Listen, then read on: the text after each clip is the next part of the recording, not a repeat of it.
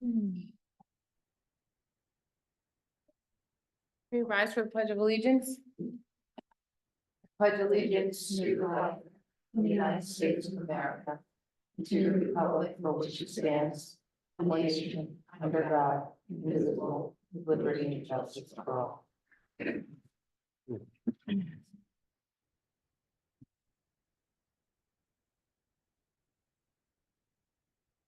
Evening. I want to welcome everyone to the regular public meeting for the Lower Granite Township Board of Supervisors for Tuesday, October 22nd, 2024. The Board of Supervisors did meet in executive session prior to tonight's meeting to discuss matters of litigation and personnel. I'm going to first open it up to citizen comments, questions, or concerns for items that are not on the agenda. You just have to come forward and just say your name. I'm sorry. You can pick it up. I think you have to push it. I'm sorry.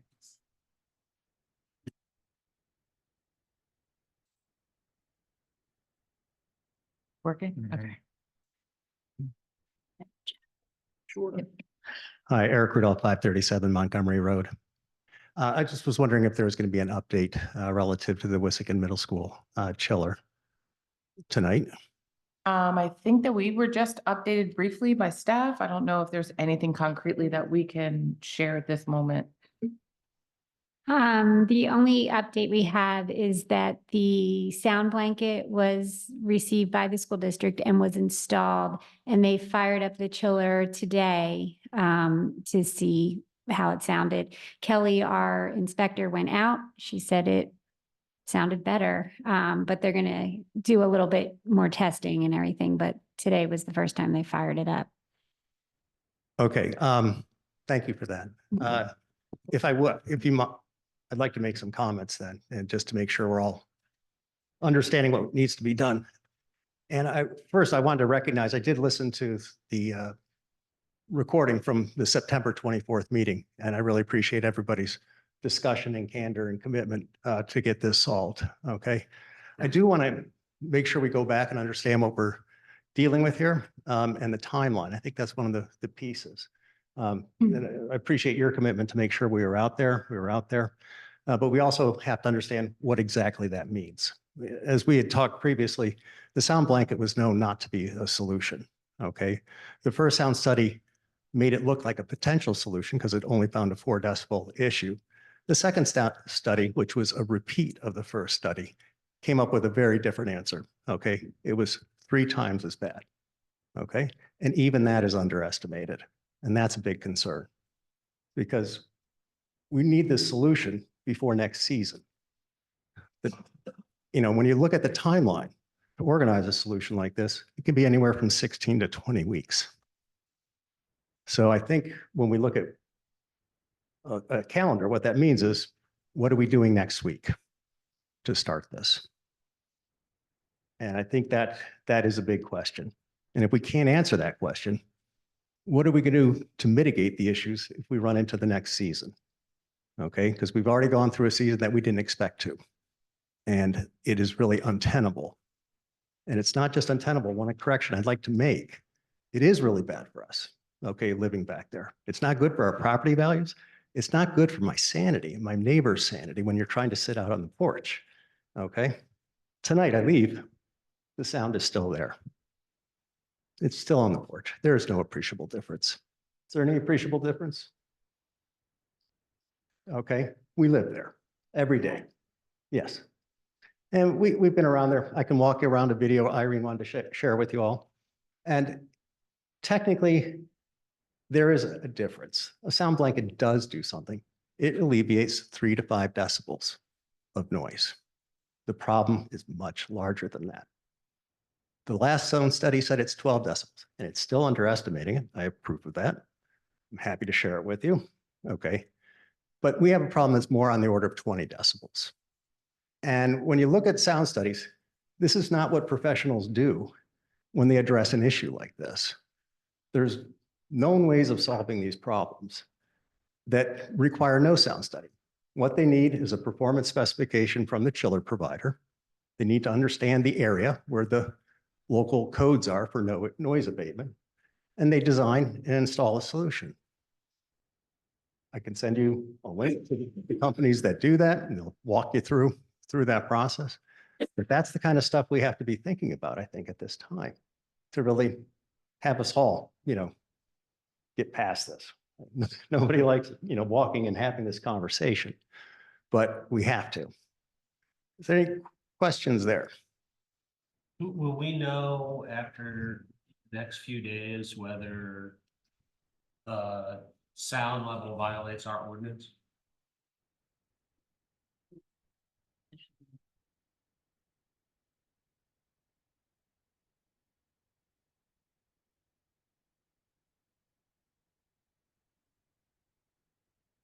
So I know Jamie had more information than I did today. Because she talked to Kelly Scarlett, who's been out there. So we'll have to talk to her more tomorrow to find out what the plan is. It sounds like today wasn't the last day for the testing. So it's just been installed. We don't know. We're going to continue to follow up with the school district.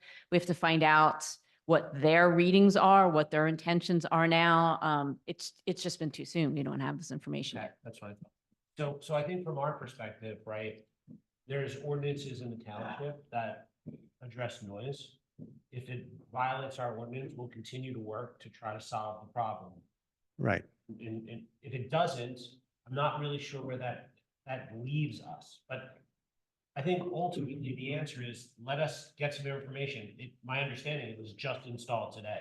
I'm not doubting what you're saying, that it hasn't decreased the noise. You are on the front line, so I'm sure you know far better than anybody in this room, along with your neighbors. But we don't. So what I would say is let us gather the information that we get back from Ms. Scarlett, see what she has to say. And remember, I know you guys have been living with this for a long time, but it's only been brought to our attention in June, Right. So we're really just trying to figure it out and understand it. So Yeah.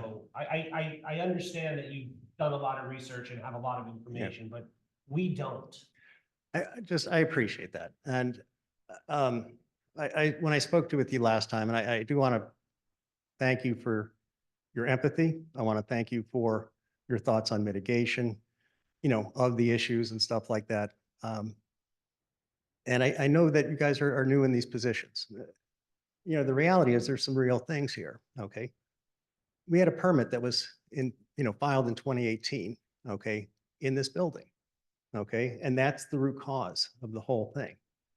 There was a permit filed to replace 5 chillers. Okay. They were operating inside the boiler room of the middle school. And they took those 5 chillers and they changed the technology altogether, and they moved it outside of the school and put no sound abatement there. The middle school boiler room was designed to abate the noise. Okay. And they put it out on the loading dock where it's an amphitheater. So that was a design error. Okay. It was not even a design error. It was totally missed. And it's unfortunate. Things happen. I've talked to plenty of people in the industry now, and it's not uncommon. Okay. We're not alone. We're all human. We all try to get too much done, and we can make a mistake. And sometimes they're big mistakes, but we have to learn from those and fix those. Okay. So I want to make sure that we understand that up front. And the timeline, the level of this mistake is significant.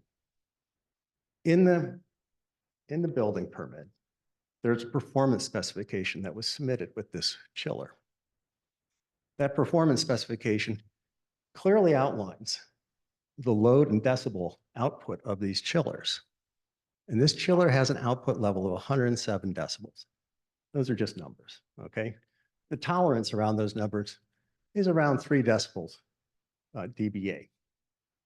Lots of other subtleties we could talk about, but just keep it at that level. The CDC, NIOSH states, okay, that 100 decibel tone, a person exposed to that, will start to receive hearing damage to their ears within 15 minutes.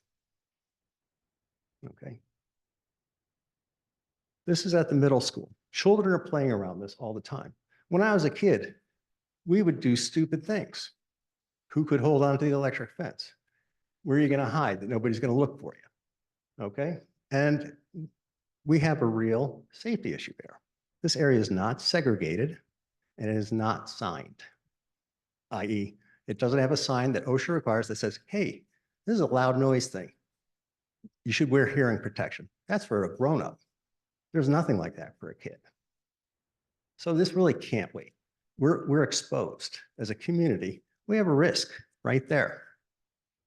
And that's been going on since this was installed. Can I just ask for clarification? And I know I've asked some questions previously, but 2018 is when the building permit was signed. Did you notice an immediate change in 2018? And did you come to the board or the school district? I told you last time I came, when that chiller went in, there was a temporary chiller that was put in Yeah. first. And I told you, I just bolted out of the backyard, ran up the hill, talked to Jerry, that's who I thought I talked to. Mhm. Okay. And he said it was going to be fine. They're going to work on it. I've got kids. No, I And I go back to life. Mhm. Okay.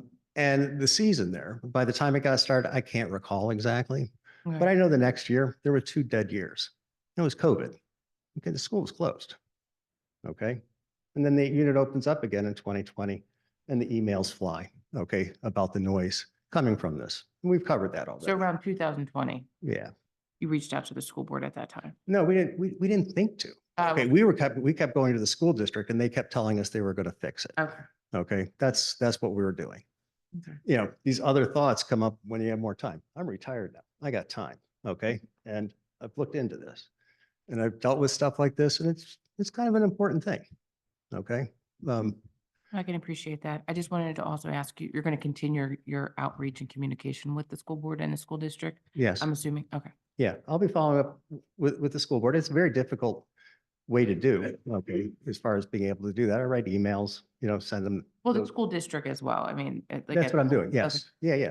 But to be honest with you, they really don't want to hear from me. Okay. They want to be Well, left. that's why we're leaning on them too, right? Yeah. Okay. They don't want to hear from us. For the sake of argument, what, in your experience, what kind of remediation would be required that would take up to 20 weeks to implement? Well, the 20 weeks is there's a design review that has to go on. They have to put up a wall.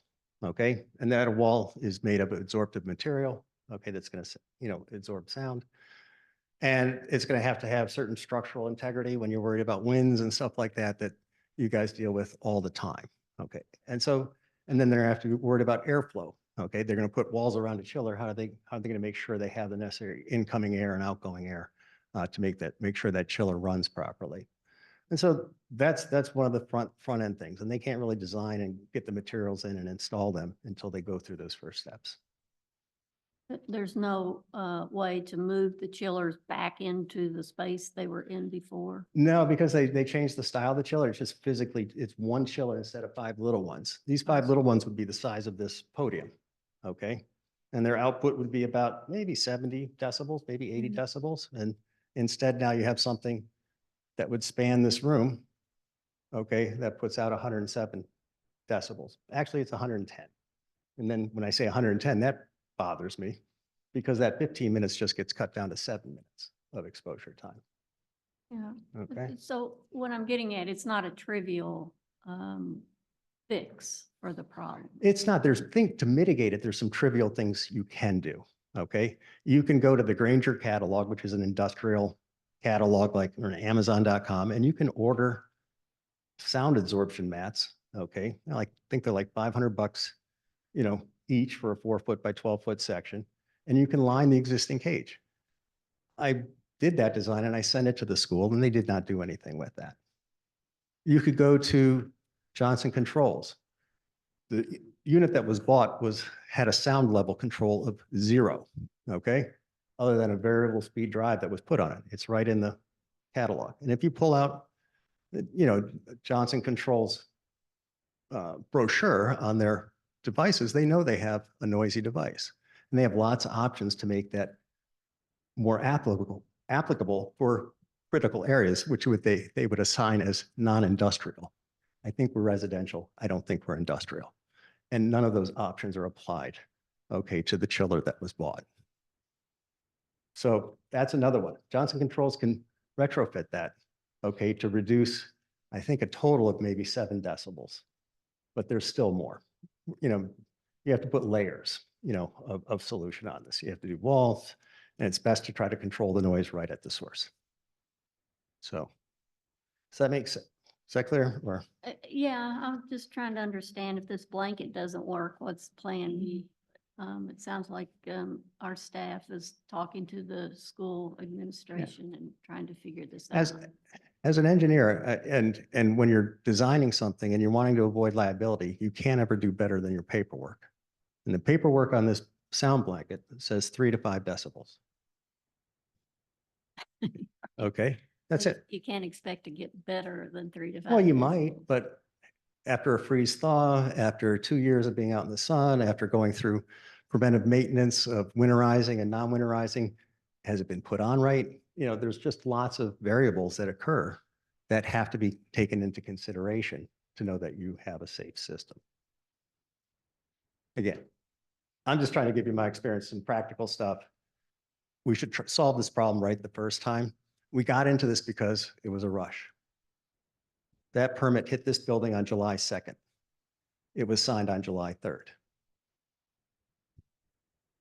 Okay, and all the information in there to do propagation studies by the engineering company and provide those to the school, to the township, they were absent. Okay, and that happens. We're not alone. Yeah. So that's one part of it. And the other part I have is that, again, we're talking about sound studies, and you have to be able to understand these sound studies. And what do they mean? And they really don't mean anything. Okay, because you can do this from a paper calculation. When you design a bridge or you build a building, you don't take a piecemeal approach. There are clear standards that you apply, and you design it de novo to have a certain safety factor that you have absolute confidence in. And the approach we're taking right now is, well, we think this is a good enough bridge, and we'll drive across it and see if it falls in. That's what we're setting ourselves up for this summer if we don't take matters into hand. Okay. And, I saw that, I appreciated the discussion that was going on, with the next, subject matter item, relative to the Ambler Yards piece. And I think this is the kind of thing that the community needs to learn from, okay, and learn how to manage this. The school's growing. It's going to have other needs. We're going to have to put in other chillers. Okay, Ambler Yards is going to get bigger, we hope, right? But we have to be careful with chillers there too. There's residents right there, okay? And it's a different zoning thing, and there might be other variables there. But it's just something we as a community need to learn a little bit more about. Fair. We appreciate your feedback, updating us and holding us accountable. We absolutely are not letting this issue go. And, I think this board has taken a conscientious decision to engage in all things that are coming before us and try to know as much as we can about it, engage and ask questions and have the most informed decisions as we move forward. Not saying that didn't happen in 2018. None of us were here to be able to articulate how that Correct. decision was made. Yeah. But right now we have to kind of address the issue in front of us And that's great. and mitigate the risk to all of individuals. We don't want our students to be unnecessarily hot. We don't want our neighbors to be exposed to unnecessary noise pollution. How do we come up with a comprehensive resolution as quickly as possible? Yeah. Kind of reduce the impact moving forward. So Right. that's what our goal is. We're going to continue to engage with the school district. Our staff is updating us regularly, and we welcome you to come back and get Yeah. updates from us. But we also think that you have a voice as a taxpayer in our community and a taxpayer to the school district. You should continue to advocate to the school district as well. Thank you. I think one important item to deal with is I made a statement that we shouldn't be listening to the sound study.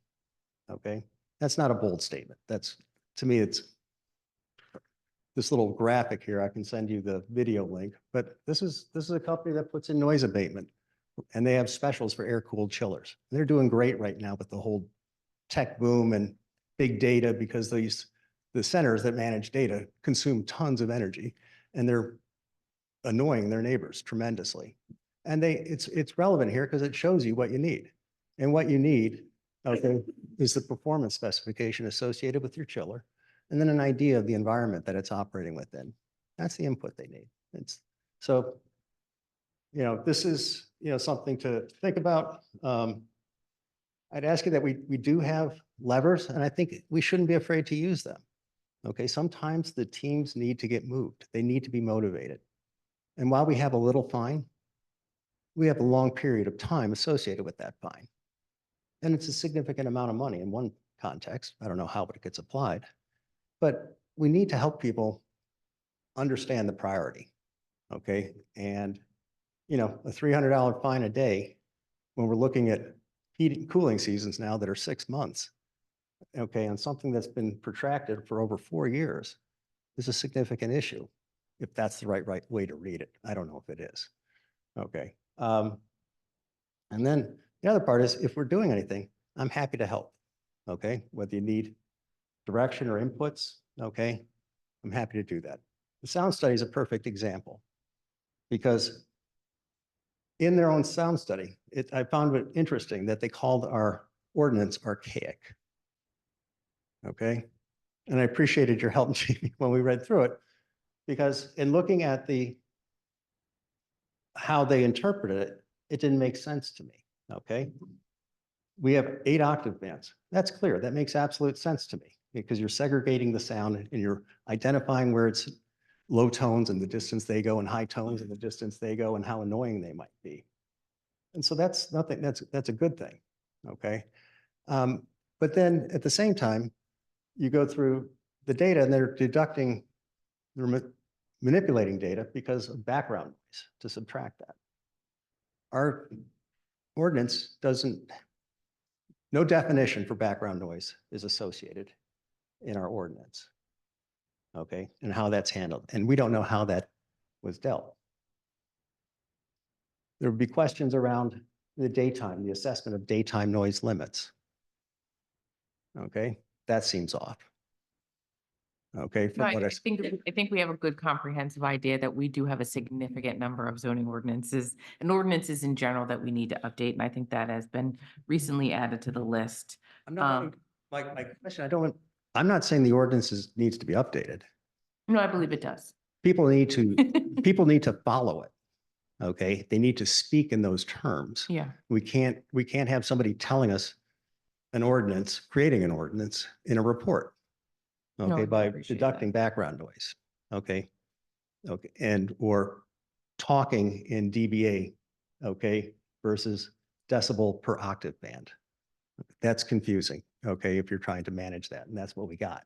So that's what we need to get to be able to move forward with this together.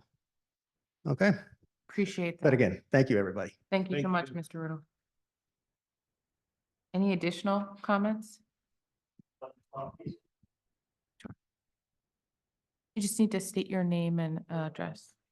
I think he handed it to Mimi. She's trying to fix it.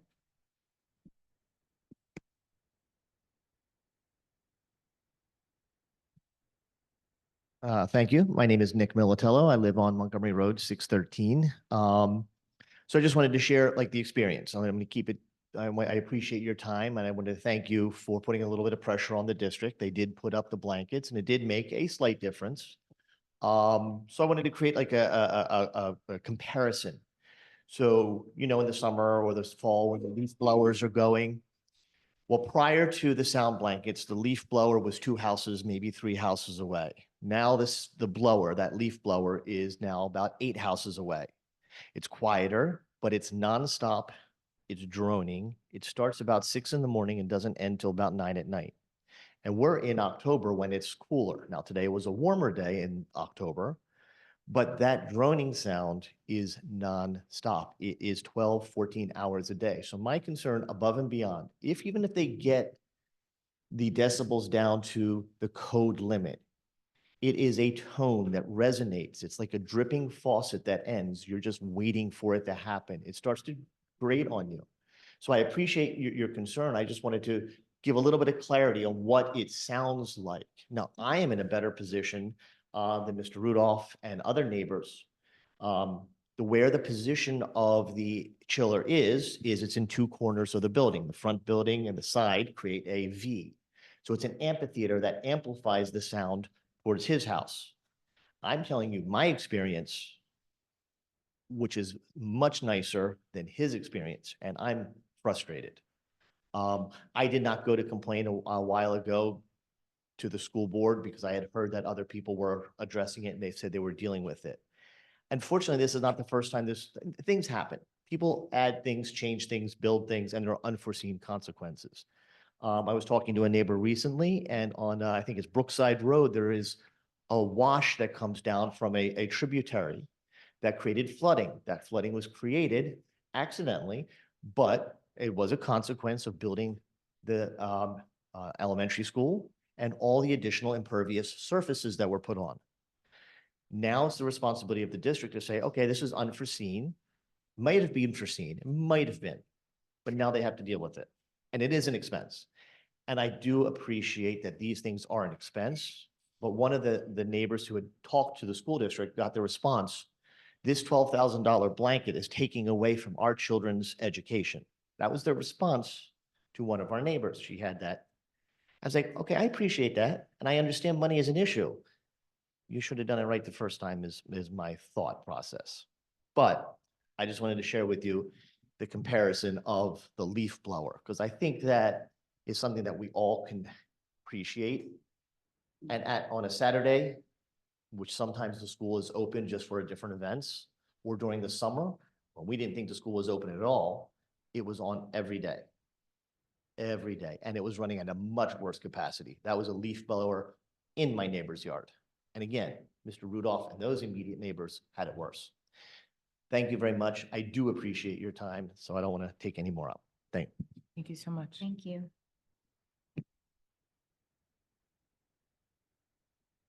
Any additional public comments? Seeing none, move on to continuation of our public hearing for conditional use. I'll turn it over to our solicitor. Thank you.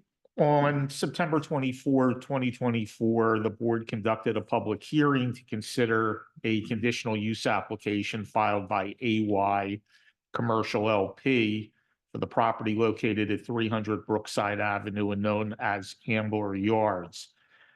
The applicant proposes to install 2 containers, with each being approximately 264 square feet, for the storage of chemicals used in and by an existing tenant at the property.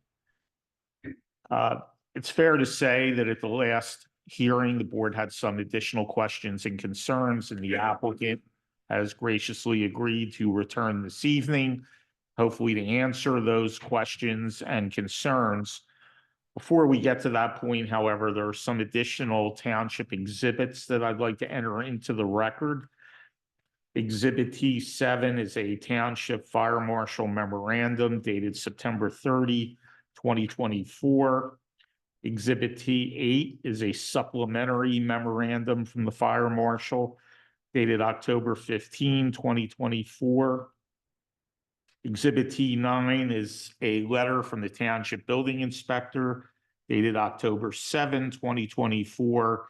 And Exhibit T10 is an extension letter provided by the applicant dated October 14, 2024, giving the township until November 12 to issue a decision in this matter. I have asked the applicant's attorney if she would agree to an extension to November 22nd, should there be a problem and there be no meeting on November 12th. Highly unlikely, but out of an abundance of caution, I'd ask for that extension to be granted. So at this time, I'd like to recognize the applicant and the applicant's attorney. Thank you. Good evening. Kristen Pianzio from Hamburg, Rubin, Mullen, Maxwell, and Lupin. Nice to see you again. Thank you for this opportunity. We will grant that extension. If you need something in writing from me, Neil, I can certainly provide on it. the record. Otherwise, fine, Fine. we're on the record. So I have with me the principals of Ambler Yards, of course, Matt Siegel and Mark Policarpo, as well as 3 employees from Integris who are here able to answer questions, maybe give a little more detail about how these chemicals are stored, transported, and what safety measures are in place at the facility. We have Glenn Gleason. He is the Facilities and Engineering Manager. We have Brian Toole. He's there. He's the Environmental Health and Safety Manager. And then Nega Elamayahu, who is right here. He is the site leader, the guy on the deck where the laboratories are operating. So I would like, if we could, do you mind if I swear in all 3 of them? Because I'm not sure who might answer a question. That's fine. Okay. Raise your right hands.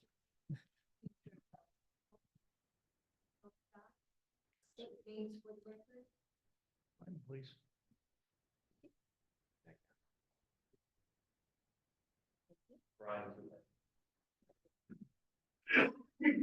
Okay, Brian, I'm going to give you the microphone first. And if you're not able to answer a question, you can pick on one of your colleagues. I would like to say that the memos that were marked, T8, T7, T8, and T9, just to summarize for the people that are here in the audience, they are memos in support of utilizing the storage containers that are the subject of this conditional use hearing. There is emergency management plans, hazardous management plans that are forthcoming. Actually, I sent them tonight at 6 o'clock. I didn't expect anyone to review them yet, but obviously whatever conditions are required from a health safety perspective, from a code perspective that are necessary, we will provide. I think I provided them this evening. If not, you'll let me know and then we can do that. But obviously as a condition of any approval, that would be acceptable to us. So, Brian, we had a conversation yesterday where I learned a bit about flammable chemicals, and that's what we're talking about here. The chemicals that you want to store in what I call the containers, which are the 2 units that we are proposing outside, are 55-gallon drums of flammable chemicals. Is that right? Yes, that's correct. Currently, you are storing these chemicals inside the building. Can you describe your flammable storage room that you have now? Yes, so we currently have an interior room where we store these chemicals. The room itself is designed to hold flammables. It has fire suppression on it, integrated spill containment in case of a spill. The electrical installations are explosion proof or intrinsically safe in case there is release of fumes. The room is segregated and contains a 2-hour firewall.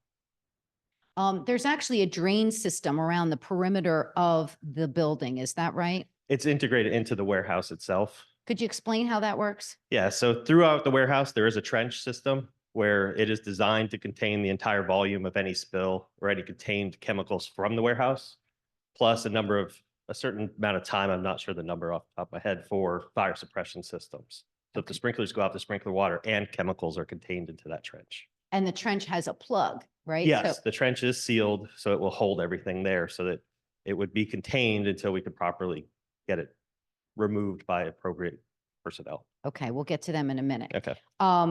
In the storage room, you now keep 55-gallon drums of flammable chemicals, correct? Yes, And the plan is to move those large drums out into the storage container. that's correct. And tell us why it's better to store them outside in these containers than how you're storing them now. Okay, so we believe it's better because the unit itself is designed specifically to hold these flammable chemicals. It has its own integrated spill containment. So this spill containment would contain only the flammables versus the warehouse where it could be mixed with other incompatibles or chemicals in the warehouse. The fire suppression on the building is also a dry chemical system versus a sprinkler system that's in the building. So that's actually safer for the flammables. Has the same electrical installations for explosion proof. And the firewall, fire rating of the building itself is 4 hours. Whereas inside it's 2 hours. It's inside is 2. Okay. This building will also be integrated into the fire alarm system. So if there is a fire suppression release, or it will actually alarm to our alarm company. So it'll be hardwired, just like the inside of the building. Correct. And you'll have security cameras for safety, right? Yes. Okay. Let's talk about how so you're going to store the large drums out there, the 55-gallon drums. What are those made of? Tell us about the drums themselves. All right. So the drums themselves, all the drums we use are original manufacturer supply drums. So they all meet DOT specification. They're metal steel drums, same drums that they would be delivered to us through, over the road. So the tractor trailers bring them there. We keep them in those containers. And then So they're how do very you- sturdy. How do you move them? I think it was Peter that was here last time said that Yes. you move the drums and you would move in order to get chemicals that you need for your processing. You would move them via a forklift from the container into the building. Is that true? That is correct. Tell us about your forklift operators. Okay. Yeah, so the drums themselves would sit on pallets. The forklift operators would then go to the building, retrieve the pallet, drive it into the building to our dispensing station. Our forklift population is a small percentage of our operators. They actually go through training to become powered industrial truck licensed operators. So they actually receive online training in the use of those types of trucks and the specifications, and then also a driving test on the truck to get their license. And the drums themselves how are they tested? These are So- there drop tests or something? that make Yeah, sure- so every drum has a UN rating, which has the specifications for drop ratings and manufacturer specs on the drums themselves. Okay. And that's for if they fall over, they don't just pop open, they contain the chemical. All right, let's stay outside. So Okay. if by some crazy chance, there's an accident and the forklift drops the drum, for some reason it cracks and some of these chemicals spill on the ground, what Right. do you do? So we have an emergency response plan in place. We also have spill containment kits that are What- large enough. What's a spill containment kit?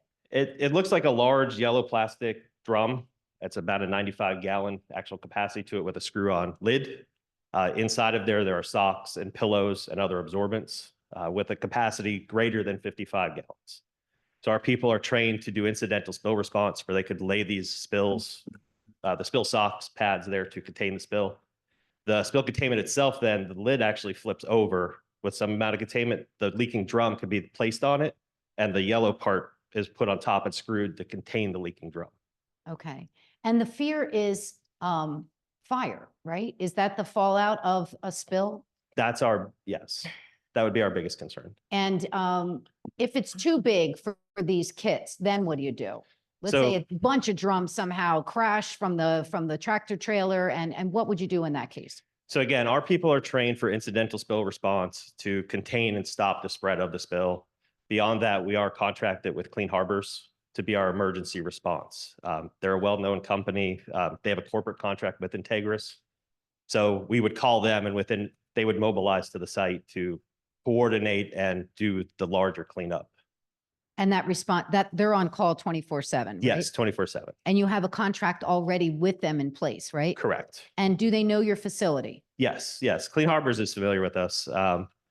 We generate hazardous waste at the site also, and they are contracted to handle that for us. So we do have a monthly run.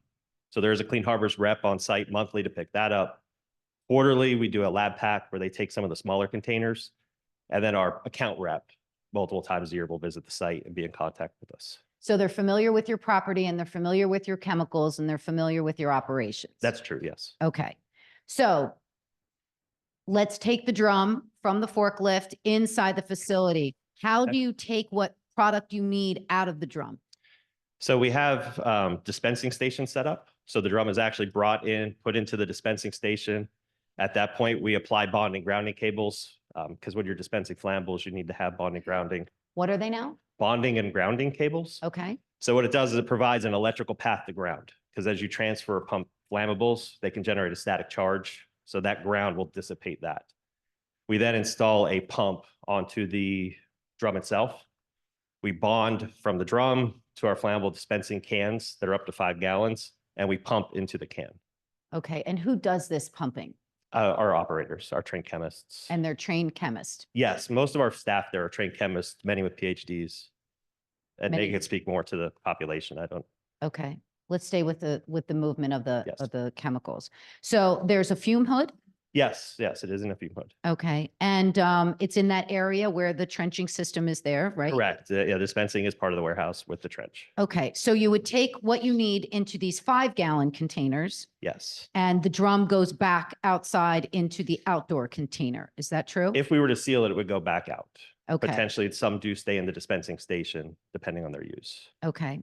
And so when someone's using this 5-gallon container, do they do that at their lab station? Yes, they do that throughout the facility at the different labs, under different fume hoods, glove boxes, or other setups. Okay. And out there, once they're done using these, we then have the yellow, if you've ever seen a yellow flammable cabinet, that's where the smaller containers throughout the facility are stored when not in use. So if an employee is done and they're going home for the day, but they still have some of that chemical that they're utilizing, they would put it in the flammable cabinet that's there at their workstation. Yes, correct. And the 5-gallon drums are kept in the flammable storage room, correct? The 55-gallon are kept in the, Well, we have the 55-gallon drums outside in the Yes. storage container, but we have partial drums maybe inside. partial drums inside from dispensing station. Okay, Yes, then the 5-gallon and smaller in the flammable containers. or okay. Cabinets.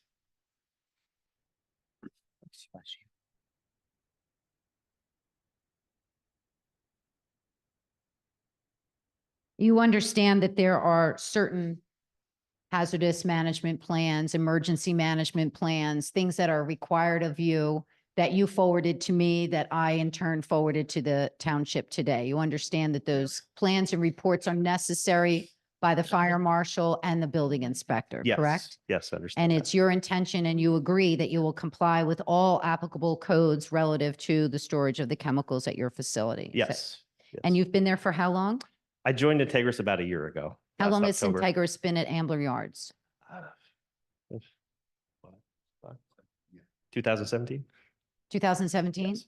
And do you know how many of these, I'm going to call it a plant, right? Your facility, how many facilities are like this in United States? I'm doer, so I'm sorry, I don't know the exact number. The answer was 14 or 15, Nega? Okay. And the company has other facilities outside the United States. Is that true? Yes, yes. Okay.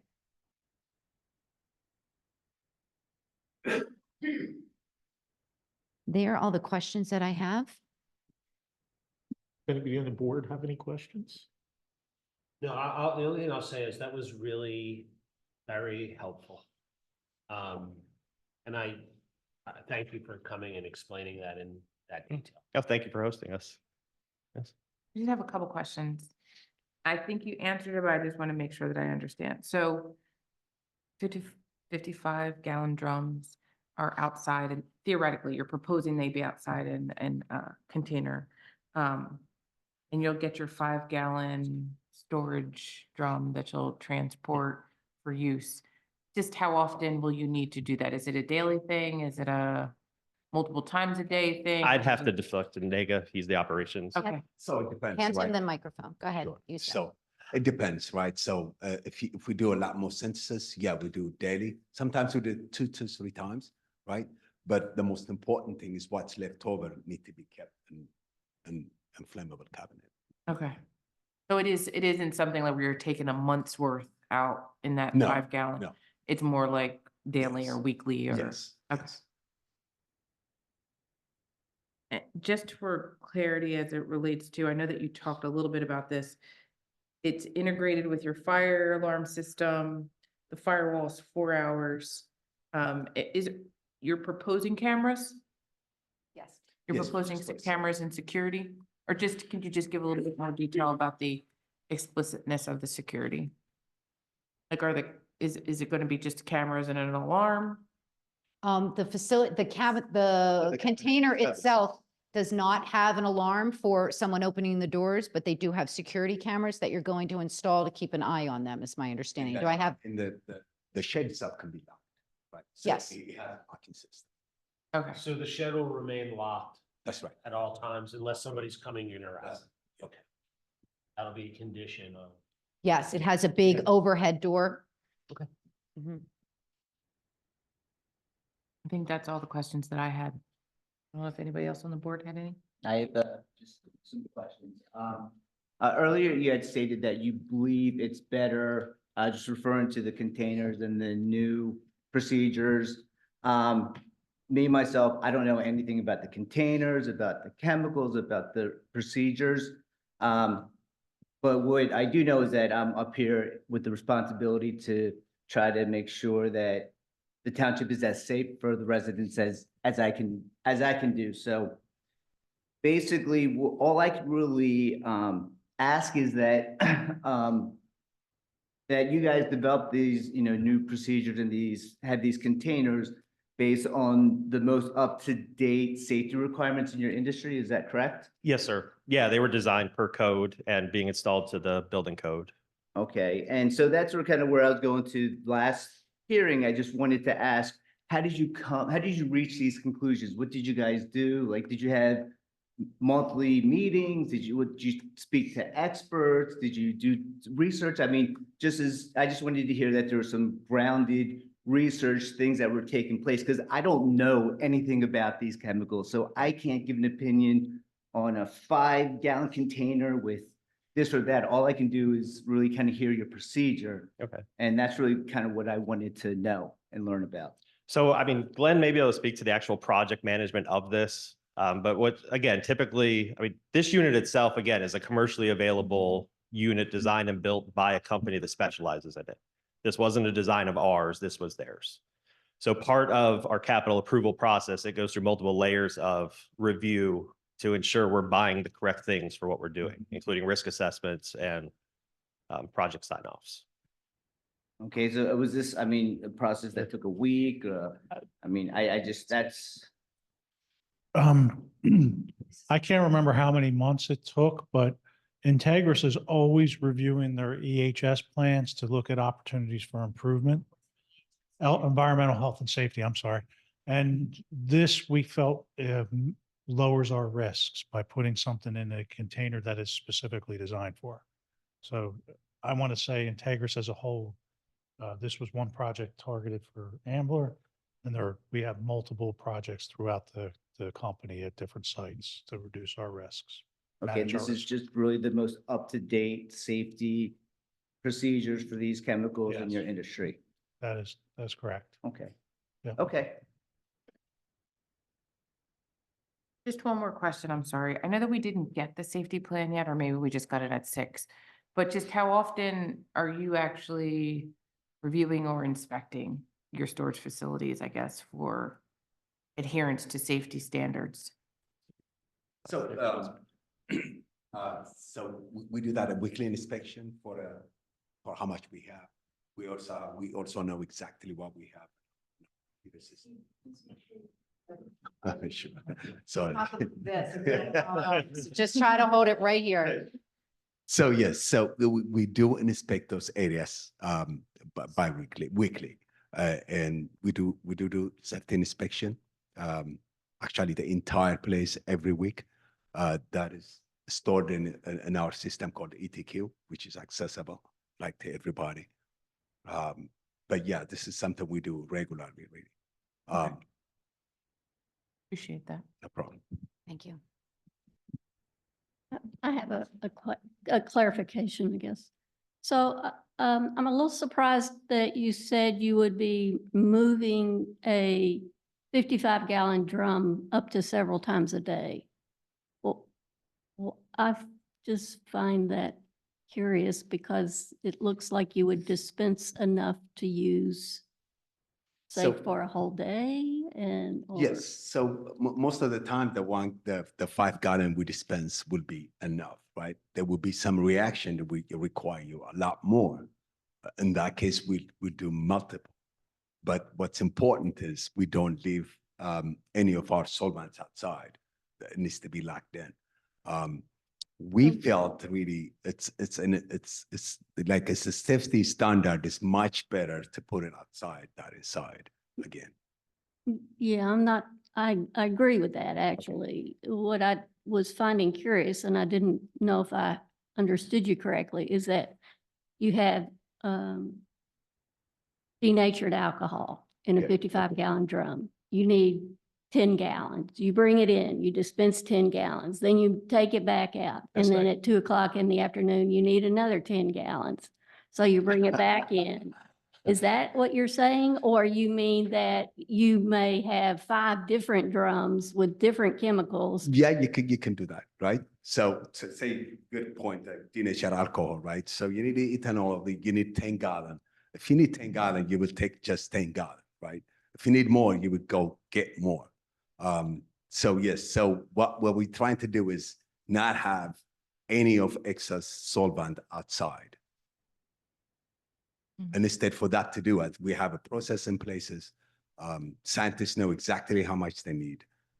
There is no guessing really, right? Yeah, Just start yeah, trying to send- I got it. And, but if you do have a little bit extra, then you put it in your internal flammable That's right. cabinet. That's right. Right, okay.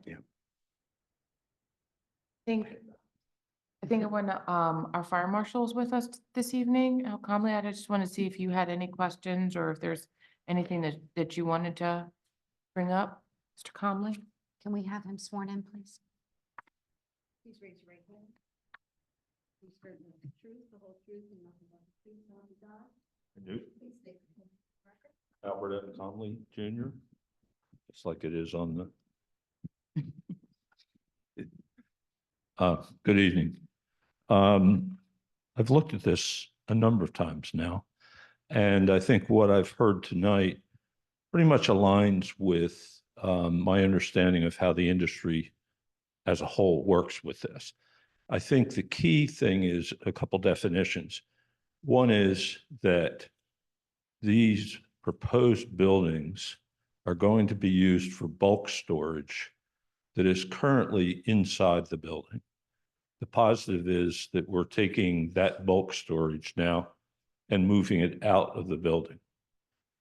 Dispensing is always a difficult thing because it requires certain processes, the fume hoods, the grounding. I mean, we're talking about everything here is a flammable solvent. Now, some of these things you might actually have in your medicine cabinet, isopropyl alcohol being one of them. But that dispensing taking place in the building with the proper procedures is what we want to see. Certainly, just as a common sense thing, I would hope that barrels aren't running back and forth 5 or 10 times a day. And I would hope that in the terms of managing their work, that you're minimizing that. The code doesn't get into how many times you could move it in that circumstance. We're kind of looking at what makes the most sense. So we have the bulk that's stored. You move the bulk into the area where it can be safely dispensed, which is in the other building. And then the waste needs to get out of there and get back into bulk storage until they have the carrier come take it away. And then the building code allows you in a lab building to have a certain amount of what the code calls allowable quantities, which depending on the type of thing you can have in any type of building. It varies with the type. But when the night comes, you store it in those plastic yellow paint containers. We always think of them as paint containers, but they're yellow flammable storage cabinets. So I think that as we looked at this in the whole, the crux of this was making sure the dispensing was taking place in the proper thing, that the bulk storage, the benefit of moving extra bulk storage out of the building into a separated building and following the rest of the procedures as the plan shows it was a benefit to this overall situation. So, I mean, that said, certainly I haven't had it, I talked with the attorneys shortly before. She said she'd sent those over. We would like to review those. If they were conditional to the process, I think that's perfectly reasonable. And then from then on, it becomes an enforcement thing. And we will, as we have been doing with the others, following up on, at this point, probably an annual basis to make sure these things are being kept up. So I think that's kind of where we look at it. I mean, if you're going to have a laboratory, then there are certain things they need that they have to do their work. What my job is to try and do those as safely as we can, and we use the code as our guidance to do that. Just a couple questions, and you're the guy who we all trust. So you know. I'm getting shorter by the moment. What you say is what we, at least what I rely on. So I guess the first question is, after hearing the procedures tonight and hearing it, you know, prior and doing your research, do you believe that these procedures are safe as it can be? I believe so. I mean, yes, I haven't seen the management plan. If what's described here is in the management plan plus some other supporting data, then I think I'm fine. And then the emergency plan, certainly we can go into the land of what ifs, you know, create your own disaster. But the fact that they have a certified carrier like Clean Harbors, there are several others. Lewis, I think, is another. There are people who can handle that. And as long as this, the other thing is, as long as the waste is taken away on a regular basis, so we don't have an accumulation of these things on site above what needs to be there. Okay, and I guess, do you believe that Integris has taken the proper steps and procedures to come to their conclusions on their safety procedures? Right now, if you're asking me, do I think they've done that? I think so. Okay, and then I guess, do you believe that the containers outside and these new procedures are safer than what they are doing today with what they're? I believe it's an enhancement to the safety, yes. Okay, then if you believe it, I'm good with it. Hal, I just have one question for you. And if you don't know, it's fine. Is there anywhere else that this is being done similar? Like, is there another facility in Lower Gwinnett very similar to this, where this type of chemical storage is occurring outside an actual building? Janssen has a facility somewhat like this, although it is attached to the building. But the process is very much the same, where what goes into the laboratories is really the allowable quantities. You're trying not to let excess material get there at any time. It doesn't say that at any given moment, there might be slight excess just for a, you know, chemical reaction, but the storage and maintenance of those is maintained. And we've been doing the same thing with the ship site. We're trying to get them. Those are all done individually by tenants. We would certainly like to see something there where they would also begin to centralize where these things are being held to get large quantities out of the buildings. So I think that hopefully that answers the question. It does. Just one quick question. In terms of a difference in an appreciable difference, I guess, in safety, do you see a difference? I've heard concerns about transporting the barrels, right? It's, well, they were originally stored inside, so they're traveling a shorter distance than outside being moved inside. Is there an appreciable safety difference in the sort of transporting from the storage inside to the lab versus storage outside to the lab? Being empty. I think I understand your question, because I think I was looking at things the same way with, you know, why do we handle, let me rephrase that. Why do we handle them more than we need to? Right.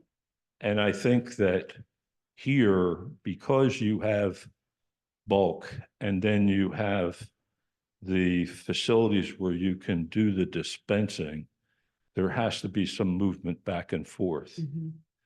And I think that if you recognize that, the difference between the movement inside and the movement to the adjacent storage, to me, the value of having it in the storage is higher than if I would try and sit down and put some factor on the distance. They're If you understand moving- what I say. They're moving either way. They're right? moving They're either either way. moving from storage That's inside correct. to where they're being dispensed, or they're moving from storage outside to where they're being dispensed. They're still being moved. They're still being moved because, I mean, ideally, if you had a dispensing station inside for each of the chemicals that were listed, then you would only move them when that ran down. It's kind of like the soda containers at, Right. you know, the deli. You know, you would only put it in when the flavoring ran out, where here you don't have enough, so you're going to change flavors. And, you know, then the cans have to move back. Right. And I had understood that there might be another device that you're considering instead of forklifts for moving these that's more designed for the barrels. Is that true? Yes, that is true. We did some research earlier this year on a drum picker. So it's actually still a powered industrial truck, but it's specially designed to come and grab the side of one drum, which gives you better control of that singular drum. Okay. We have quotes and a lease quote on site. We're running it through our procurement system now. We hope to have it sometime soon. Yeah, I would see that as another improvement. But I think right now, as I said when I walked up, the crux of this is really that piece between dispensing and where the bulk is and what happens with that. And I think here we're saying the bulk out of the building is a better setup in our mind and from the safety procedure than having it inside the building. Thank you. Any additional questions for Al? Any other questions? Thank you so much. Thank you. Thanks, Al. There is a question online. Yeah, that's what I was gonna say. Or do we go to the questions online or do we go to? Does the applicant have anything further? No. He can go to public questions or comments. Okay, I think we had a question online first. Yes, I can read it. So to answer that, Can you just repeat I'm the sorry. question? Oh, read it. Okay. So the question's been proposed. What is the nature of the compounds that could escape the fume hoods? If volatile compounds escaped, would we potentially have a serious incident? If there was a large spill, where would it drain to? Could the Wissahickon Creek, the impact, sorry. I would say to the first question of the fume hoods, we are a lab facility. We have hoods throughout the facility. So it would really depend on what chemistry is going on in each. It's kind of separate from this building. It's question itself. But what we do have in place is a hazard assessment program. So any chemistry that's going to be run at the plant does get a hazard assessment form created ahead of time. That goes through a review process, including chemists and EHS. And we sign off knowing what that chemistry will be, what the potential byproducts are, and how the waste would be handled. To the question, volatile, again, with the compounds and the serious incident, large spill, our largest container on site is the 55-gallon drum. So we don't ever foresee a larger spill than that as our maximum. Drainage, again, it would depend where it is. If it's in the warehouse, we have the integrated trench. If it's in the flammable storage building, that has integrated spill containment. And then throughout the lab facility, there is some built-in containment inside of the hoods and other things. We do have measures in place through our wastewater permit to not have it enter our drains. And the creek itself, I don't know how far where that is, sorry. But I'm guessing 55 gallons would probably most likely not travel to it. Thank you. And just to clarify, a live person is operating the forklift or whatever machinery is using to transport the drum. So if there were a spill, like it fell off the forklift, someone would be there to see that and can Correct. initiate your emergency. Yes, ma'am. Yeah, measure. so it's always manned. It's always, yeah, nothing is automated. Even the chemistry is in the lab or chemists running them at the time. Okay. And is there so did I understand you, maybe I misunderstood that, about something going down the drain? Do you ever foresee a solvent going down the drain? We do not. No, again, so that's another, again, we have a wastewater permit with the city or township as part of that. And we have control measures in place for that throughout our labs. Lab hoods with sinks have been capped and disconnected. Part of our new permit is we're putting in emergency stops on the final outflow from the site. We also do grab samples of the water and test it periodically. Do you have a stand tank on your site?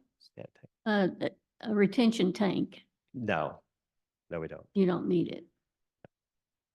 Okay. I don't know if that answered the, He went through each of the questions. yeah, I don't know if he's done. Hopefully. Maybe we have a question back here. We had a question back. Just state your name and your address. Yeah, Eric Rudolph, 537 Montgomery Road. And I think it's great that with the expansion, a couple questions are just clarifications. One, do you have a facility like this operating within Integris? Doing the same drum handling that you're proposing here? Yes, there are others. I mean, me personally, I oversee health and safety for both Ambler, Pennsylvania site and our Chester, Pennsylvania site. Okay. Chester's an actual manufacturing facility, so much larger volumes, but even that facility itself, everything is in or out of the facility in 55-gallon drums. Okay. In the handling of drums when going into the system, are you stacking the pallets within the box, or how do you manage? It would not be stock. It would just be It would one Just one day. one level. So the garage door goes up and then you Yeah. basically have 3 or 4 bays to put pallets in that That's are right. 4 each, and no double stacking. No double stacking. So we're not really, again, I just want to emphasize, we're not here to increase our capacity, right? What we have is what we have, the existing materials will be coming out. Hmm. So nothing additional, really. And the other one is just from a practical, I understand the purpose of how the shed works. Okay. Some of it is just from my own personal experience of making my own mistakes. Okay. In a chemical plant, where I dump drums. Okay. And that usually happens with partials.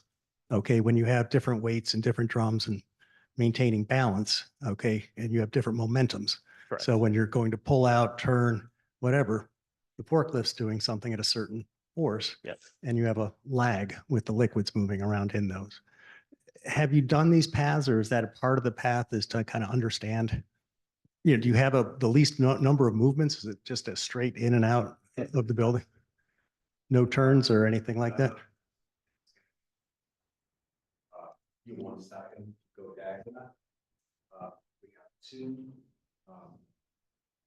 two places, one down, one up. So you do have one down on the ground and then one stacked on top. It's a shelf. Okay. All right. So the guy's going to come in, grab it, back out, drop it down, and then just back up or into the building. And then I think you mentioned it, that we have people who said. Okay. And then the surfaces that you're doing this on, is this a Newport surface, and is that then has a similar kind of diking around it as you do in the warehouse, or? Glenn, I think it's black. It's just a blacktop surface in the back. We're going to pour concrete pad on it. Okay. But So you're gonna have a level flat surface Yes. between the 2 Oh, yeah. points. Okay. All right. No, that's it. I was just curious. Thank you. Thank you. The other public comment or questions, either online or in person? Nothing?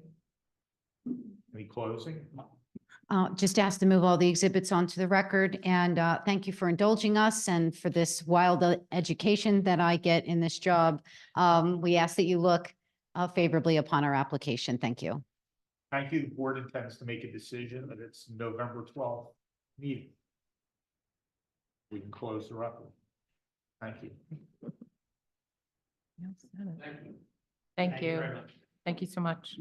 Thank you for coming. Appreciate it.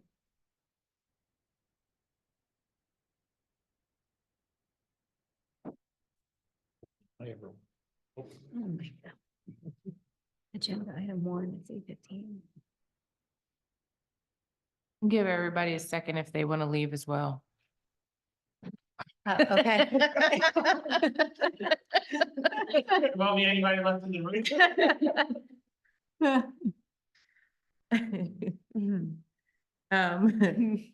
Next, we're going to move on to the process or the initiation of the process for the advertisement of parameters around our bond issuance. In our board packet was a memo from our township manager, and I am turning this over to, I'm sorry. If I could just introduce this first. So Absolutely, go this ahead. is, and I'll be talking a little bit more about our capital projects after Jamie is done, but the township has had plans for quite a while now to build a new public works facility. We have completed the needs assessment that we had the architect, GKO, complete. So we have a much better game plan moving forward now. Now we need to, and which has gone into looking at all different kinds of alternatives of different locations. And is there, what's really the most cost-effective way to meet the needs of the Public Works Department? And we keep coming back to the original plan of having, instead of 5 different sites, 1 site, 1 building. It has an overall, in round numbers, cost estimate, including land acquisition, of $30 million. So there's no way to do that unless we borrow money to do it. So that can be done in several phases.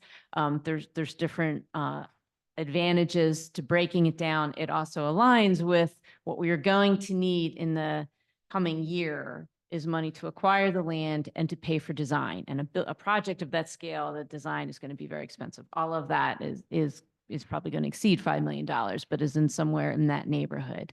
So we're trying to take advantage of the calendar and pull off the first bond issuance. So we have Jamie Schlesinger, who is from PFM, who we hired as our financial advisor, and he's going to explain this whole very complicated process to you. Do you want me to hand these out, or do they have them in their packet? You want hard copies? They all have them. Okay. I would like a hard copy, please. I would also. Thank you. That one. Thanks, Jamie. Thank you. I have. Over paper, please. Bye, Al. Thank you. Well, first of all, thank you very much for having me. I know this has been a very educational evening, and now you're going to learn municipal finance 101 very quickly. We're So, ready for the math. so we're going to do our best to make this very high level. Understand that this is not the first and only time you're going to see me, and potentially other people in suits in the near future. So all the people that will be coming to this meeting will be able to educate you and provide you the guidance necessary to kind of go through the process. As Mimi mentioned, there is a strategy behind the madness that we're going to talk about very shortly on how we want to handle this potential financing and ultimately the capital project itself. So just as a backdrop, because you hired me, and this is the first time I've been publicly here, our firm is an independent municipal advisor, which is a very niche side of the world of finance, where we work with local governments throughout the country. My firm, PFM, has started back in the 1970s. I've been personally doing this for 25 years, and I work with about 130 local governments, mostly in this area, although I travel all over the place. So we do this all the time. Our job is to really shepherd you through the process, to give you the idea and understanding of what you're potentially going to be getting into, and hopefully come up with a plan that is both economically valuable to both you and the taxpayer, and come through that process very easily. So in this particular case, what we're going to describe is the process from a legal side that is tied to both federal tax law and state law. And those two things have to come together to meet the standards of following the process to get it done this calendar year. And why this calendar year matters is there's some investment and tax advantages to doing that. And I won't go into all those details, but understand it's a good thing for us to push this through, both because you need the money, 1, and 2, there's some economic value to you. So just briefly, high level from an interest rate standpoint, we've all sat and listened and heard the Federal Reserve is saying we're dropping interest rates. Over the last year or so, interest rates skyrocketed. Many of us probably had mortgages from a decade ago and said, "Oh, well, I'm going to refinance," and you can't because rates were really high. Well, that is true. Rates did go up, a couple years ago through inflationary concerns. However, over the last year or so, interest rates have really started to drop, or they've maintained a pretty good interest rate environment. We're not at all-time historic lows, but for local governments like you with high credit ratings, which we'll talk about in a second, you can borrow at probably about 3.5% to 4% tax-free for long-term issuances. So most people hear about mortgages being at 8% or somewhere in that range. You're a little bit different, and that's just because it's a different economy and a different market. So that's what we're talking about here, is borrowing long-term debt at different interest rates, but the overall rate will be somewhere in the 3.5% to 4% range, which in the grand scheme of things isn't too bad. Secondarily, because of the environmental, Thank you. we wanted to touch on how the process works. So first, we have a resolution for tonight for you to consider, which essentially just gives authorization for the team like myself, your bond counsel, an underwriting firm, to kind of proceed with the process. You're not actually authorizing any debt issuance tonight. This is really just giving us the necessary steps to do the proper advertising and putting together some documentation for you to review and ultimately authorize at your meeting on November 12th. And the November 12th is very, very important because that would be what is called the parameters ordinance. And that is an ordinance that essentially authorizes the individuals, including the finance team and staff, to take all of the steps necessary to issue the debt. And by issuing the debt, that means we would go out and sell municipal bonds to the public to find investors that would be interested in your credit and ultimately get the lowest interest rates possible. And because November 12th matters is so important, it takes about 45 days from around that period of time to kind of get start to finish, to kind of get your money in hand. And we want to have this money before the end of the year. So December 31st is kind of the last day we want to settle on the loan, on the bonds. We have already started the process, although you're here tonight talking about, we've done some of the background work to get us ready to go. And we are hoping to move forward with a few things, one of which would be a credit rating. This township has actually issued debt in the past. You actually don't have any debt right now, which is kudos to you, but you're going to need some more. So the last time the township had public bonds outstanding, it was probably 5 or so years ago when the last maturity happened, and the township was rated AAA.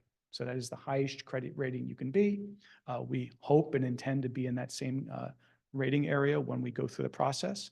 We're expecting to have that credit rating call with Moody's Investor Service and November 6th, I believe, is the date we're expecting to do it. So we'll be preparing for that rating call, have all the information, and then we'll have that back. So hopefully by the time we're getting to you on the November 12th, we'll have, may not have the exact rating, but we'll have a pretty good idea that things went well, and I think they will. Following those steps, that ordinance gets adopted, and that would be the only time you'd have to make any future authorizations for the $5 million for this project. Should we move forward with the design and ultimately going through the bidding process for the public works building, we'd come back with future meetings to potentially ask you to consider other debt issuances to cover the balances of the transactions. And why we're doing it this way is really because we want to stagger the incremental impact of the payments that would come from the issues that you would borrow. We are required to issue the debt at the useful life of the project itself. It's a building. It's going to be around for 20 to 25 years, maybe longer, hopefully. We'll probably amortize this over a 20-year period, and that is a good useful life, and that's a good market to be in right now. Those future transactions will happen, and they'll just have different payments, and you'll pay them twice a year, principal once and interest twice, and we'll structure that way, and you will budget that into your budget going forward. But in this case, we're only going to consider the $5 million at this point in time. I'm going to stop for a second. I know that's a lot of information real fast, but does anybody have any questions on the general concepts? Not the general concepts, but how long will we have to spend the $5 million? Good question. You Am I have jumping ahead in the book? No, not at all. I didn't get to the book yet. I'd like to talk, as you guys can pretty much figure out. You have a reasonable expectation to spend the money within 3 years. That is the tax rule. 3 years, did you say? Yes. Yep. That is your expectation test that you have to follow to allow you to issue general obligation debt as a tax exempt issuance. So we can't borrow money for something you're going to use a decade from now. It's under tax rules. It's a 3-year window. Does the authorization to borrow the money have to occur by December 31st, or the actual borrowing the money has to occur? The money has to be settled, meaning the money in your bank account before December 31st. So technically the way, and I'll go through a timeline, which is in the back of this presentation, that'll run through the few steps that are tied to it. But the major ones that I've described really are the credit rating and the ordinance, and everything else kind of in between just fits. When interest payments, the twice a year payments start immediately Next when year. we get the January 1, 2025. If we You- settle on December 31st, Your first payment will more than likely be in August of 2025. Does the clock start taking, I'm sorry, Dave. Does the clock start taking on the 3 years once we receive the money? The uniqueness is it's called reasonable expectations at the Okay, I time like of that you word. issuing it. So there's a little bit of a legal Okay. side of it.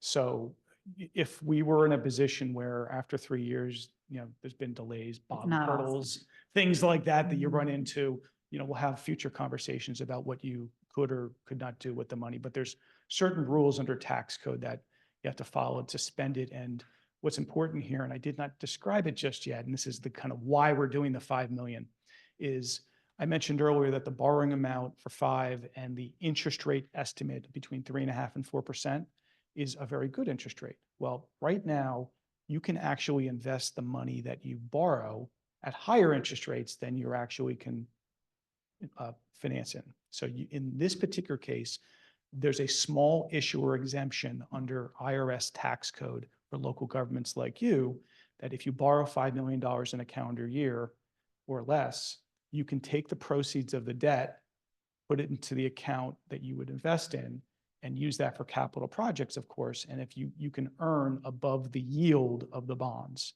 So assuming the market over the next year or so while you're spending it, and more than likely you're going to spend money pretty quickly for an acquisition of property, that money, as long as it's earning 5%, you can keep the balance, go toward projects. So there's a strategy behind that. Not penalized. You're not penalized by the IRS. Now, if it took over 3 years, it's a different conversation, I should point Okay. out, but everything we're talking about, I feel very comfortable that we're going to meet all those tests. I'm not a lawyer, by the way.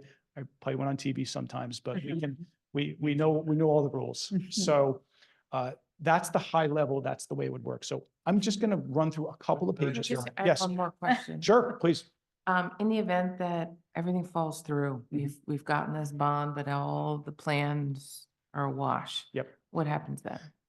That's another good question. So traditionally with municipal bonds, when you issue debt of $10 million or less, the bonds will have a special, a lot of exemptions here. It's called bank qualification. And that's a special exemption within tax code that allows the investors of the bonds to get a special credit toward the interest that they're going to be received. And why that matters is under this bank qualification in Pennsylvania, you can have a 5-year call provision on your bonds, meaning that within the first 5 years of issuance, we have the ability to refinance the debt or pay it down and put money in escrow. So if by chance we borrow the money and by sometime in December, the money shows up in the accounts and for whatever reason, everything falls through and you say, I don't have any other projects, we're never going to use it, you can do one of two things. You can pay it all back by putting the money into an escrow for that to the call provision, and you can actually earn up to the yield on that. So you could pay it back, and that would mean it would legally come off your books. That has happened in the past, if that were to happen. The second alternative could be we could change the purpose of the use of the funds through a special ordinance that says, oh, we're not going to use it for acquisition of land, we're going to use it for something else. That is for general purposes. That's an extreme example. I see that a lot when you may borrow 5 and you only used 4 and you have $1 million left and said, we can find some other things for it. That's when that would happen. But those would be your two alternatives if that were to happen. And there's no penalty or no restriction around that call provision? Because it sounds like the call provision is a way to. The penalty is that the investors know that they are going to be receiving interest on the debt for 5 years. So again, using this example, let's say a year from now, everything falls apart. You had $5,200,000 in the account, and the cost of it by investing special treasury rates that would go into the escrow cost you $5.3 million. There could be some penalty of the. I got you. That's where it kind of comes. It's just really about the investment alternatives at the time of when that could happen. And I can't give you that answer today, but yes, sir. Approximately, what's the debt service annually on the first tranche? Yes. Let's say. Yeah, that's where it's going to get to. You can see some real numbers now. We get to that because I'm curious about that myself. And I saw it in the chart. Yep. The spread that we would make, interest rate versus what we can get on a return, assume that the delta's in our favor. because it's government, there's no, it's all tax free, right? Whatever that arbitrage is tax free. Yes, yes. And that's why the IRS has these rules is you are allowed to borrow tax-free and you're allowed to invest taxably, right? What you invested with our federally taxable type investment alternatives. So you have a fund through Pliget, as an example, that provides you a rate of return in certain things. And right now that rate's over 5%. That moves, by the way. So if the Fed drops rates another 50 basis points or 100, your rates will come down. So I'm not advocating the only reason you're doing this is to make a couple bucks. That is not what we're talking about. It's just a value for us getting. You need the money for the purchase of the land. Agreed. I mean, it's a side benefit. Exactly right. Better than losing money on the spread. Agreed. You know, good news, bad news. About 3 or 4 years ago, I had my clients borrowing at 1.5%, but they were earning 1 basis point on their money. It's good your long-term debt was really low, but you didn't earn anything. You're just in a different position right now. Are we going to talk about, I guess, Melinda will tell us how this impacts our budget. Yes. That's what we're going to get to on the numbers. And certainly Melinda will talk about, you know, the budget to process and what numbers you'll put into it. So I'm going to go right to page 4, which is a nice colored page that we like to show kind of a high level estimate of what the process and program would look like from a payback standpoint. I'm going to only go over the blue section, which is the proposed estimate for the $5 million issue. So I mentioned earlier that this is a debt service payment that we're showing on this screen, on this page. That is the principal and interest estimate if you were to borrow money. Oh, thanks for putting that up. So it's on page 4. So as you look down, the way we structured it is you essentially would have a $335,000 and change estimate for the 25 calendar year. And going forward after that, it's about 370 between then and the maturity in 2044. There's a little nuance to that. And principal? Yes. Total debt service. Yes, total debt service. The nuance in the first year really is just the timing and the principal. We can move some things around, but you're required to make principal payments 1 year after the construction ends is the federal tax rule and also state rule. We just structured it where we just were building in principal immediately. I think we can afford it and it saves you a couple dollars on interest. But, you know, if there was some need to make some adjustments to the structures going forward, we have a little bit of flexibility. This is again illustrative. Didn't understand that. You're making a principal payment after the construction is through from this? Under state and federal tax code, you are required to start paying principal within a year after construction. In this particular case, we're structuring it that we are paying principal immediately in the first year. After construction starts? In this case, at your acquisition, you know, you're acquiring The property. property acquisition, okay. Yeah, there's state rules and federal rules, and we're kind of meeting both in this particular case. You So need, are we waiting till after the property acquisition, or we're just gonna make, let's assume, I don't think this will be, but assume that we don't make a property acquisition in 2025. We're still gonna make a principal and interest payment in 2025. Correct. We're just, instead of making the payment when it's actually due, we're just gonna amortize it over the whole life of the. correct. Yeah, gotcha. All Yeah, right. we're just starting from the Yep, yep, beginning. yep. Yep. You start accruing interest the day it settles. And then we'll have payments starting in the first year. So again, what you'll see in future presentations are charts that'll look something like this, but understand there's, you know, real schedules that show your coupons and your yields and your prices and all those things. All of those things will be built and negotiated as we go through the process. But for summary purposes, this is how we intend it for it to look.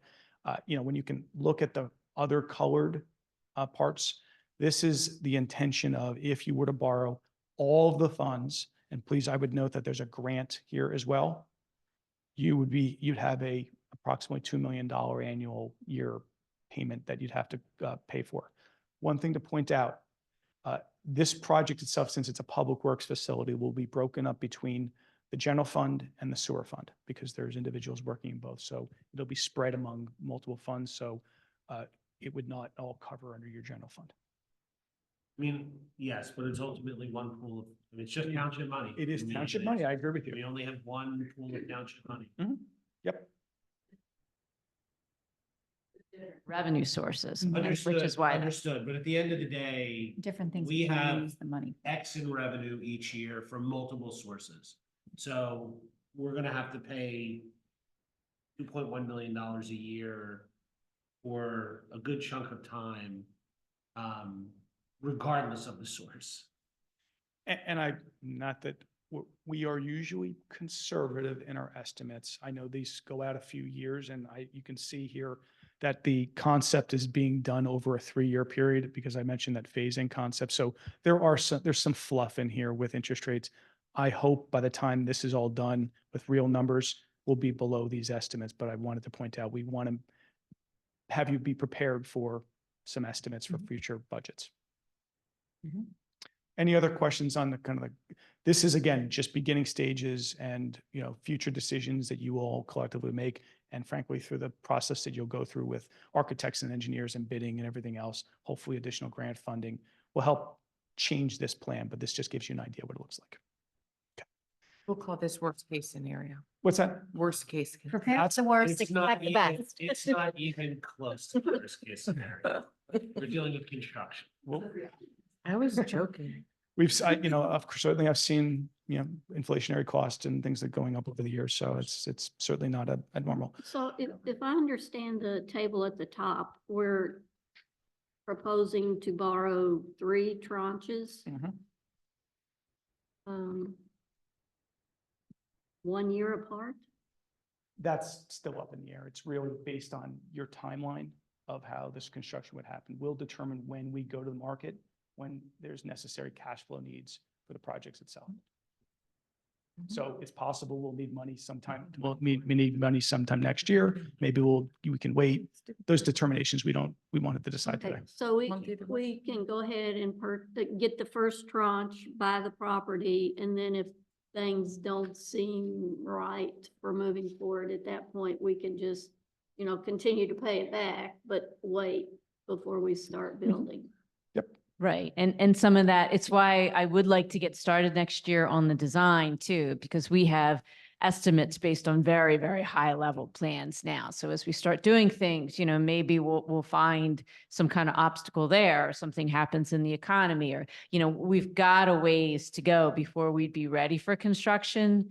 And more information is going to help make that decision. If that's all going very well in 2025, it may make sense to go ahead with that, the $10 million issuance, because you want to get the bank qualified, and not wait till we need, if we waited till 2026, you may need to do a whole $25 million issuance, and you'd lose some advantages for that.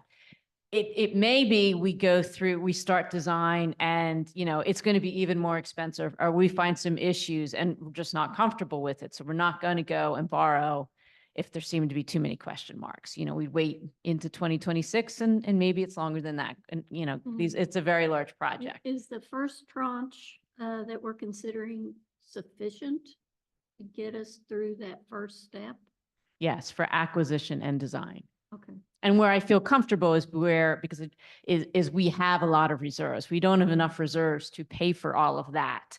But if it turned out to be $5.5 million that we needed, we're fine.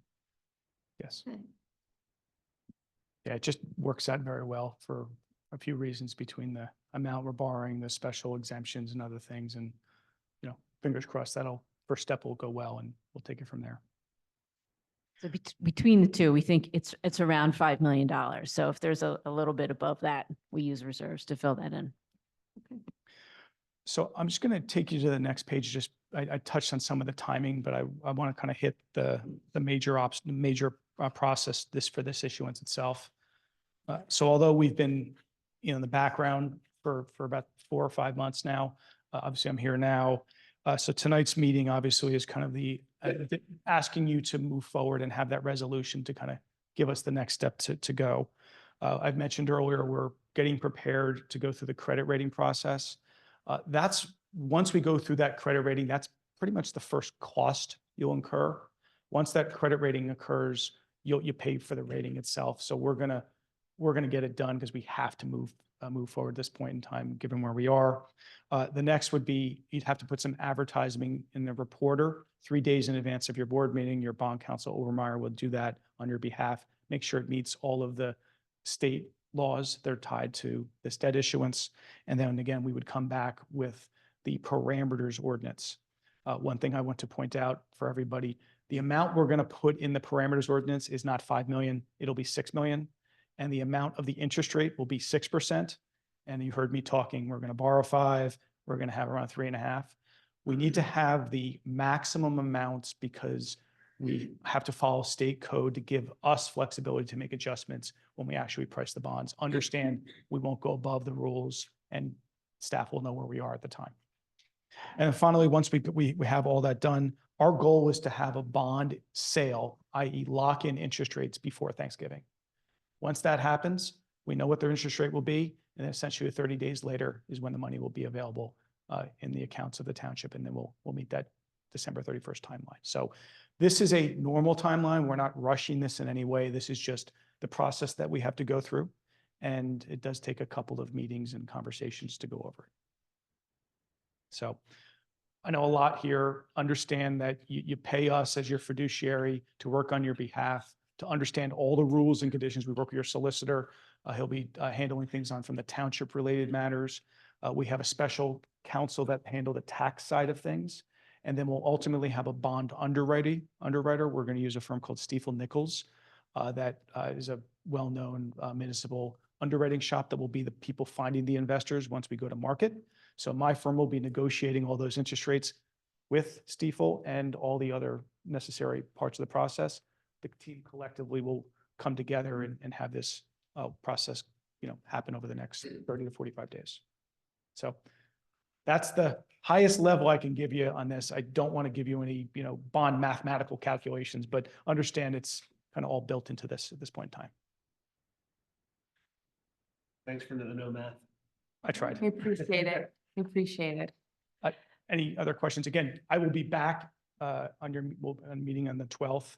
That will probably go through somewhat of a little update of this, but I certainly can answer any questions between now and then as well. By the 12th, you'll have had the rating call, Yes.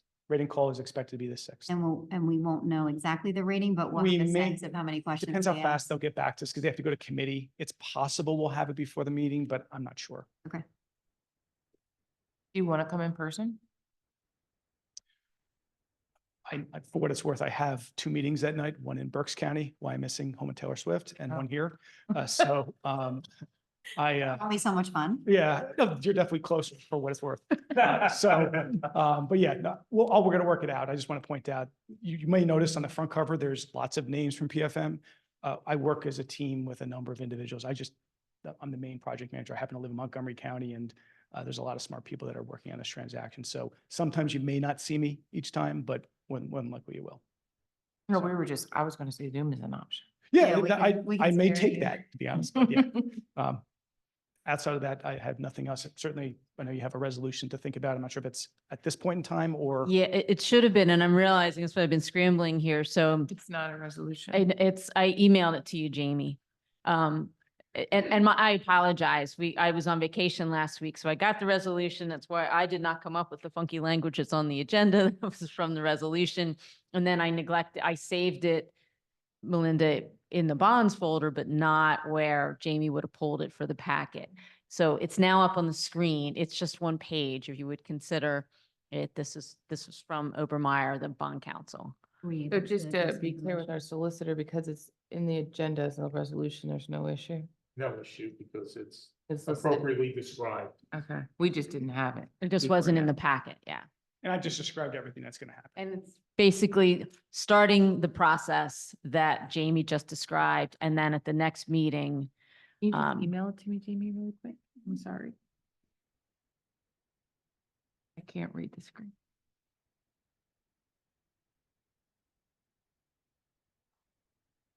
Anybody have any questions about the resolution that they see? If I could see it. and I apologize for that. And It's so awkward. I can read it better over here. I don't know if you can see that better. I can't read it on the other screen, that's why I was asking. She made it bigger. I can read it. Just a bunch of whereases. Here you go.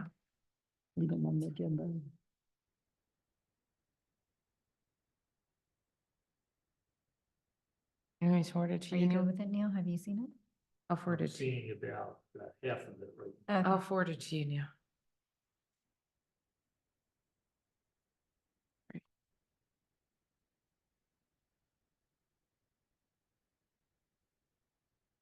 Okay. Neil, you saw it. I think you were on the email. This is what Nicole was circulating. It's the same thing. It is the same Not- thing. Yeah. Yeah, Whoa, that's good. Whoa, Yeah. now be it resolved. Sorry.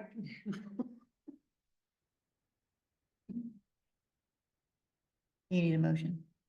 Okay, I got it. There is one typo. So I had them correct the address except to add the Sumneytown Pike address, but it still says Lansdale instead of Springhouse, PA. So we'll correct that in the final version of the resolution. The first, it's up in the top. Oh.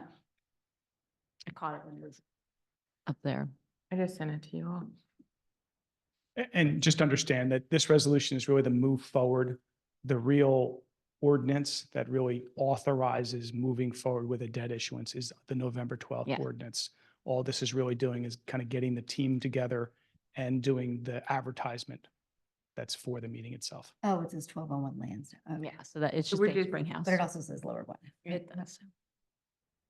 So we're We'll just, fix that. we're just allowing the team to come together. And advertising in the reporter. To And say the that you're gonna, repealer, what's the you're- repealer? you're going to consider an ordinance at your meeting on the 12th of November. That's really what this Okay, full page tells you. gotcha. Are there any questions from the board? Any questions from the public? So we have before us Resolution 2024-30 authorizing the process for pursuance of the financing acquisition for publication and I don't know what the wording should be. Advertisement of the You could use pre-enactment the notice. agenda and just Okay. read that too. Pursuant bond funding and advertisement of a pre-enactment notice for a bond issuance for the acquisition and design of real property for use of the township's future public works facility. Is there a second? Second. All those in favor? Uh, Motion carries. Thank you so much. Thank you, guys. Appreciate it. Thanks. Thank you for bearing with us. It was actually pretty clear. Thank you. Yes. On Non-finance. the second person. agenda item, it's just what the record was like. We Turn live it here over now. to Wow, didn't we do this years ago? Now I a can township see. manager. I can actually kind of see that one. Didn't even know they moved. No, you don't Thanks, have to. Chief. It doesn't matter. I can't see it well enough that it matters. He's like, oh my God, it's 9:00. Let's go. And turn it over to our township manager to discuss our capital projects. Yes, more math, sorry, or at least more numbers. So in the interest of time, I'm And gonna, this is not in our board packet. Yeah. it is in your Yes, it board is. packet. Yep. Yeah. Oh, you know what? I changed what I was looking at. Never mind, sorry. So what Jamie's putting up is, I just broke it into pages, so it would be a little bit bigger and make it a little bit smaller. So at the next meeting, you're going to get you're going to have the whole budget plus a lot of summary pages that really just, in a few pages, summarize the budget. I want to make sure you're aware of and comfortable with the major projects in the capital plan. You have seen most of this many times before now. So I'm only going to call attention to a few projects here.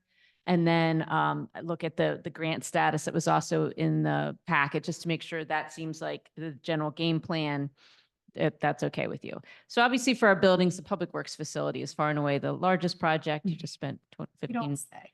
Yes.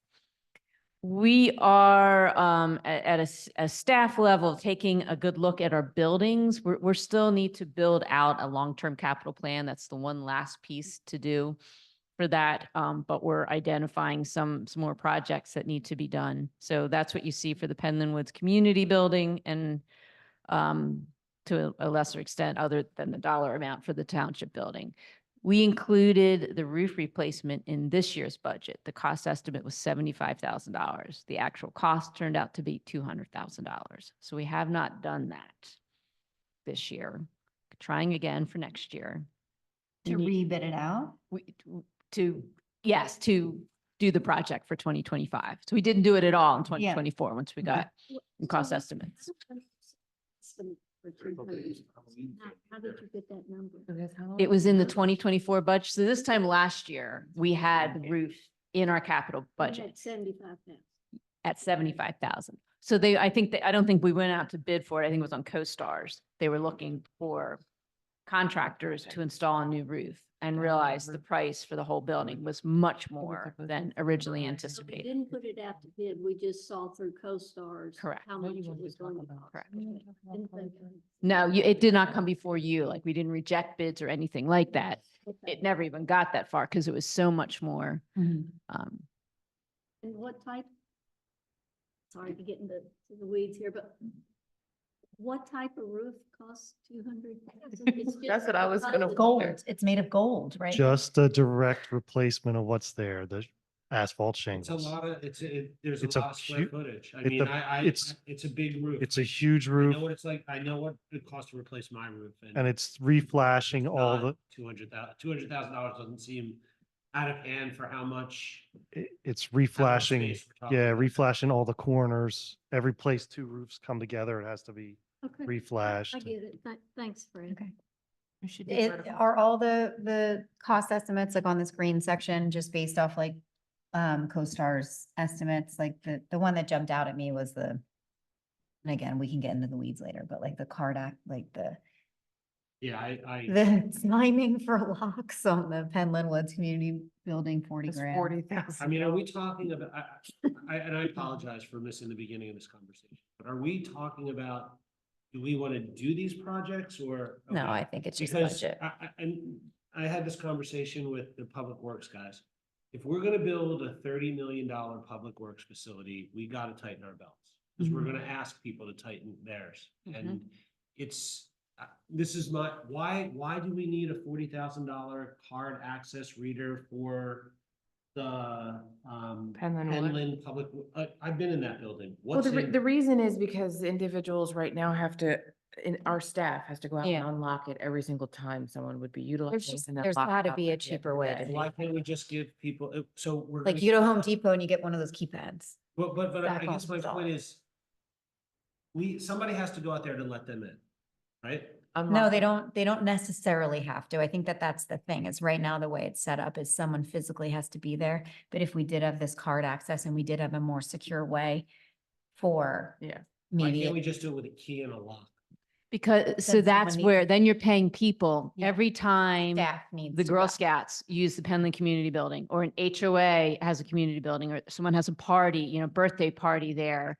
We have Paying park our staff. attendants who have to go and unlock the building Physically. so they can come in and then go back and What are we lock the doing building. now? Just giving them the code? No, that's. what No, we're We doing. don't That's have a what we're code. doing. We have Someone's lock going and in. key. We have, so what we're saying, What is this? for- an electronic locking security system so that we can remotely set the timing for the locks, like we do for the township building. So the locks here opened up at 6:45 tonight, right? So we didn't have somebody who manually unlocked the doors. It was just programmed to be open. It should have happened last night. There was a meeting, so there was just an error in how, whatever the time that we set.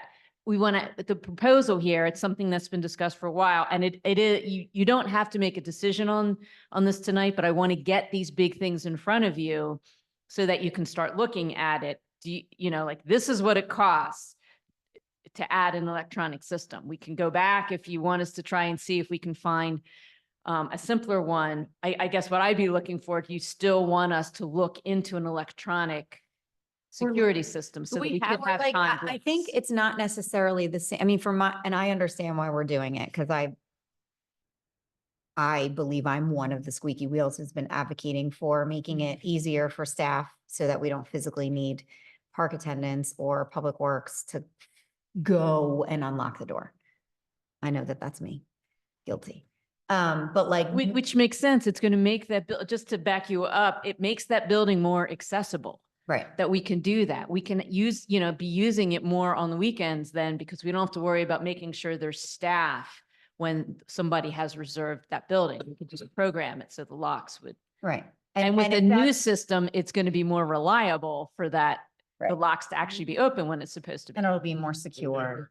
And so I think the question is if we can understand that this is the best way to accomplish that goal, or are there other ways to allow folks to access the building without having to ask one of the public works guys to come in on a Saturday, or ask Sandy to come in on a Saturday? 8,000. Listen, of course, Betsy will do of it. course, there's another way. It's not as convenient as this, but of course, there's another way. There's a lot of great things that we could do if we want to spend the money.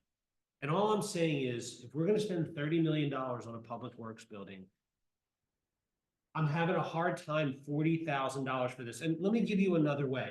And I recognize what I'm gonna say. It's not nearly as convenient as this. I get it. The Girl Scouts are gonna use the Penland facility on Saturday. On Friday, you come here, you get the key, you bring it back on Monday. But then they have the key Yeah, for the that's whole a weekend. Terrible security risk.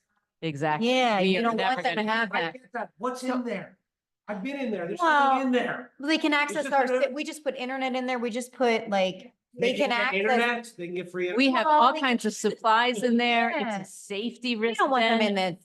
That is But I not agree with something- you. I do think we could explore perhaps, and again, this might be a bit different conversation, but like, we could maybe explore a cheaper way to accomplish both tasks. I think that This may not be the only way, I think that there's other options where you can actually even just have a code on a door. That code can be changed. but then you have after- to, right, you have to keep You changing can the change it code. after Yeah, use, and yeah, it and- might be a little bit more time consuming, but you don't have to go out on a weekend. Right. And you don't have to go back and lock up. I Right. mean, I don't wanna, you know, I don't wanna side with Mike, who's like the angry dad who after you get a nice gift, you gotta be reminded about it. So I think it's expensive too, but I think you also have to take into account that for right now, we will pay a park attendant to go there, and they could be there for 7 hours, Right. okay, to open the door and then lock the door, okay?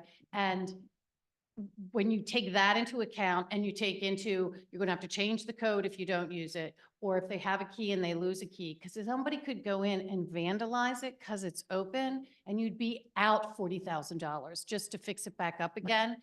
So I'm sitting here thinking about what other townships do and what we need with the access system, and I just think it's kind of the way everyone is going, just for the safety and making sure that people can get in and out without paying someone to be there the entire time. Yeah. And I do think, Pay someone to be. no, Just hold on, Jenny. Let me ask.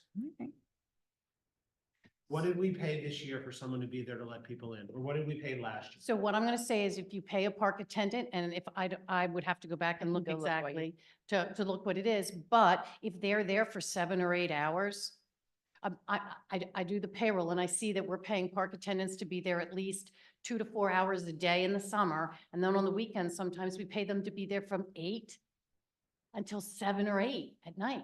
But we're gonna still need park attendants. They're not just, are they only there for the community, to let people in and out of the community center? Or they're there for other reasons? Well, I would want to refer to Sandy on the other things that they do, but I do know that they are there to open the doors and lock the doors. And if they're there, normally they'll stay there because they're not going to drive from their home in Norristown and drive the whole way there and open up the door and then come back again to lock it.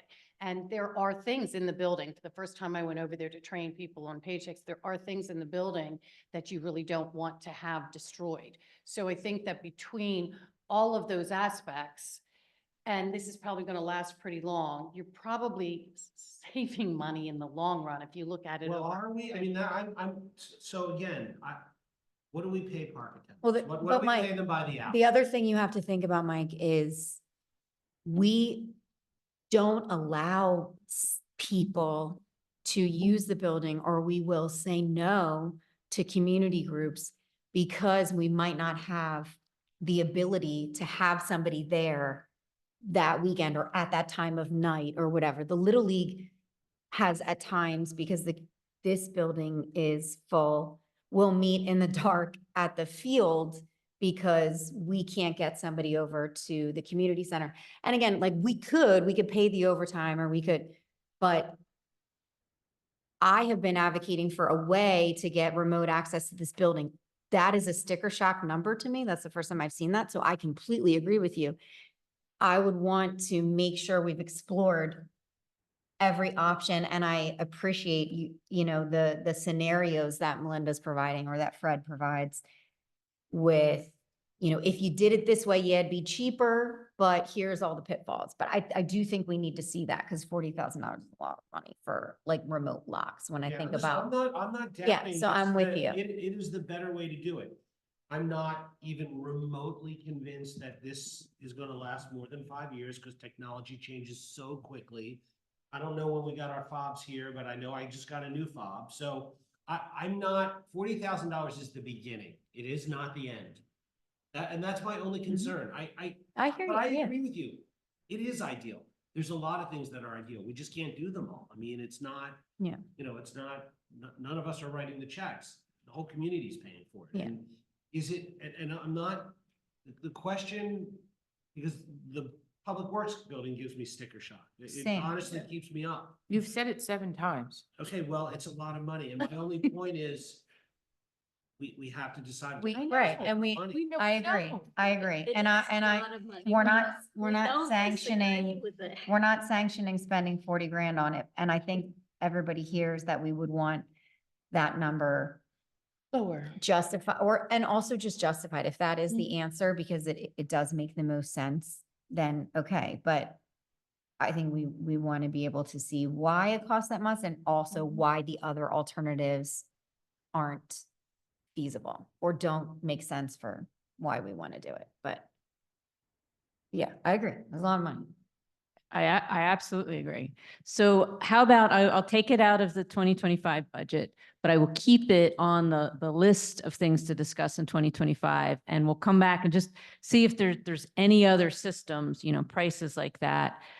And so we can, and have it as an agenda item. So we can just go over it a little bit more along with, so I'm just doing in the 2025 budget, we have $29,000 budgeted for all of the park attendants. I don't think this would eliminate the need for the park attendants. I don't know how much it would reduce their hours. I think we should be talking more of how we're using the park attendants and we is- can do all of that. Is any of our salaried staff contributing to some of the unlocking and locking, taking away from what would be documented from a park attendant?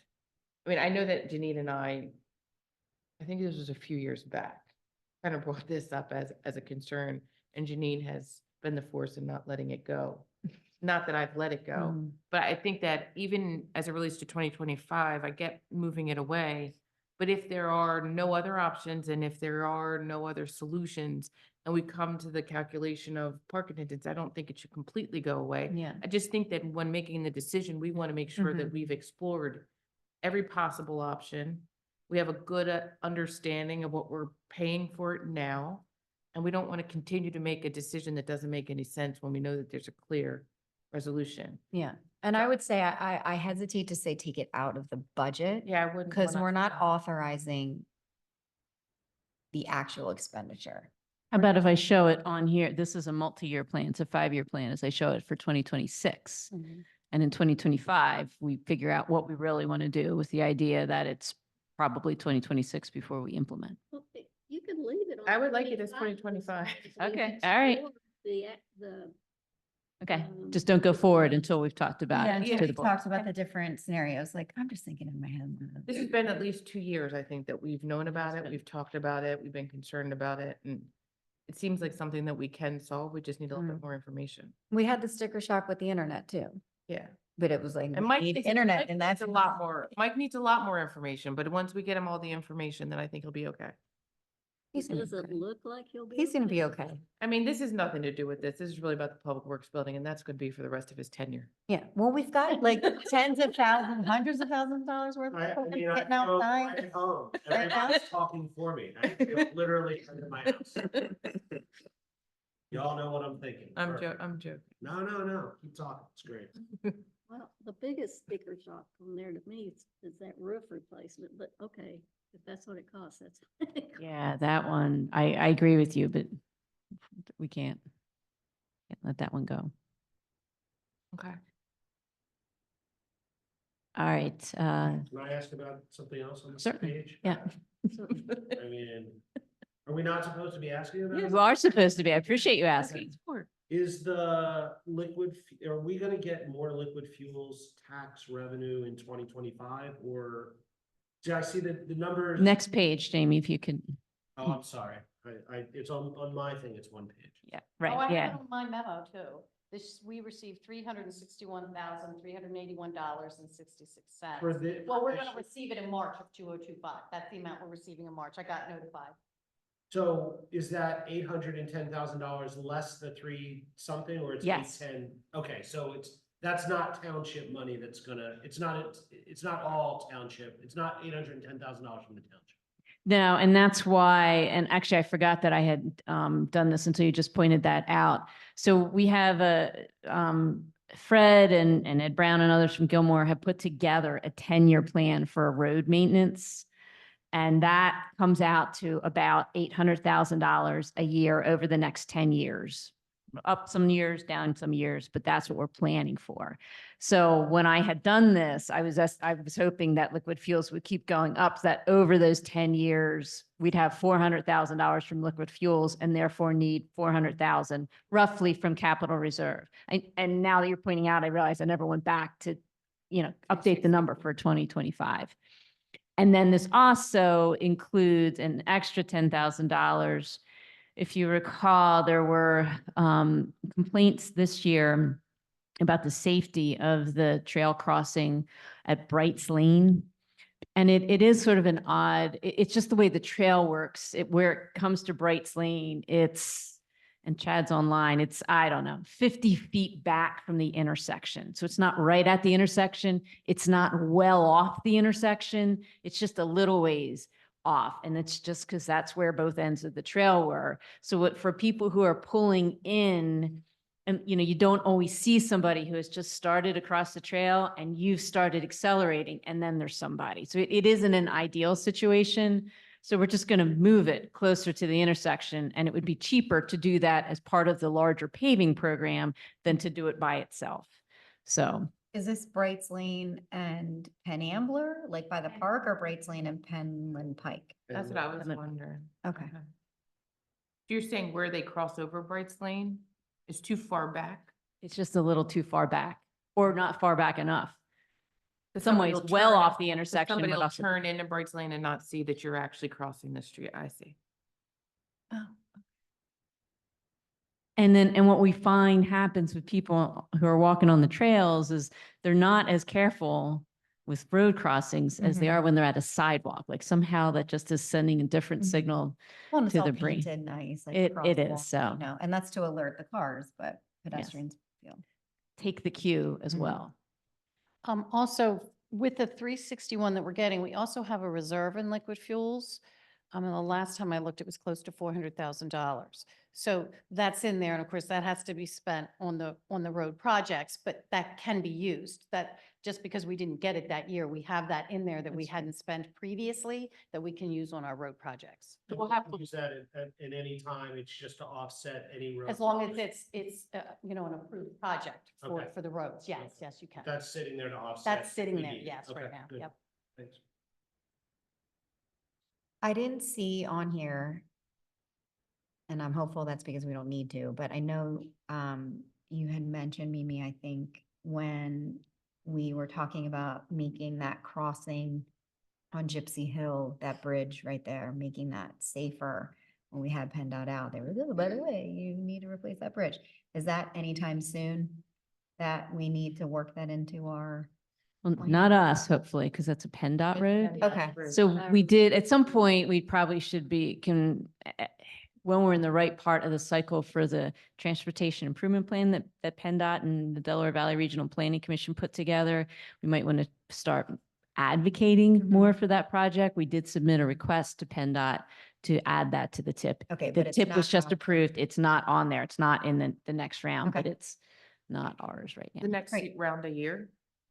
It's every 2 years, I think they update the TIP, and the TIP is a 4-year plan for how to use mostly federal transportation funding, some state too. So So that does bring to my mind a question about the Town Pike corridor. What is our responsibility as a township versus Modco, I guess? Is that who owns it? Normally it would, I mean, much like if the board decided that you wanted to do that, you could take it on. I don't think PennDOT, PennDOT would have to approve everything. They probably wouldn't argue with you if you said you wanted to pay for it, but given everything you have on your plan, I wouldn't recommend that. Town Pike is very much like that. And what you're looking at are very large expenditures. I think the idea here is, one, this is in your Act 209 transportation, your capital improvement plan for the impact fee that you charge developers. This is the last remaining project to be done.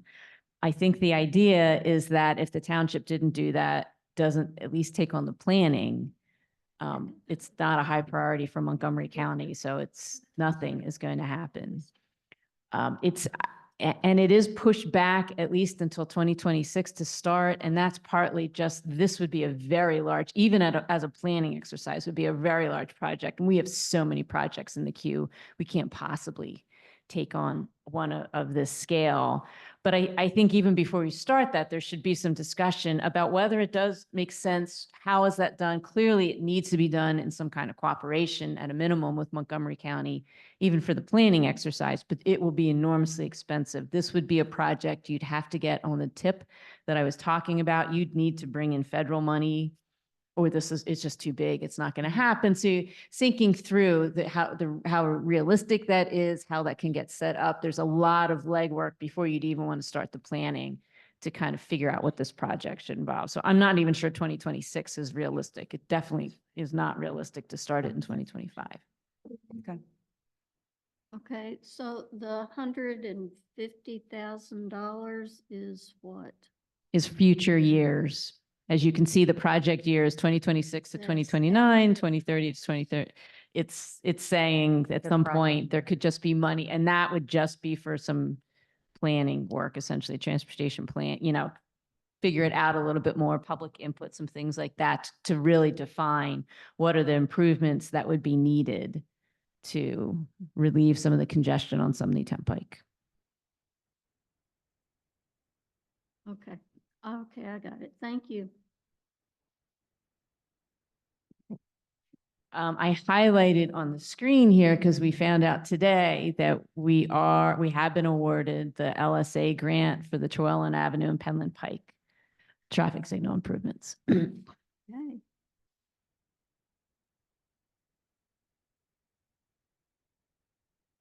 There any other questions about? So, and I know that this isn't our last time to have a conversation, but if there are anything additional that we wanted to, I guess my question really truly is, if there's something that we wanted to move up, can we? And can we bring that up?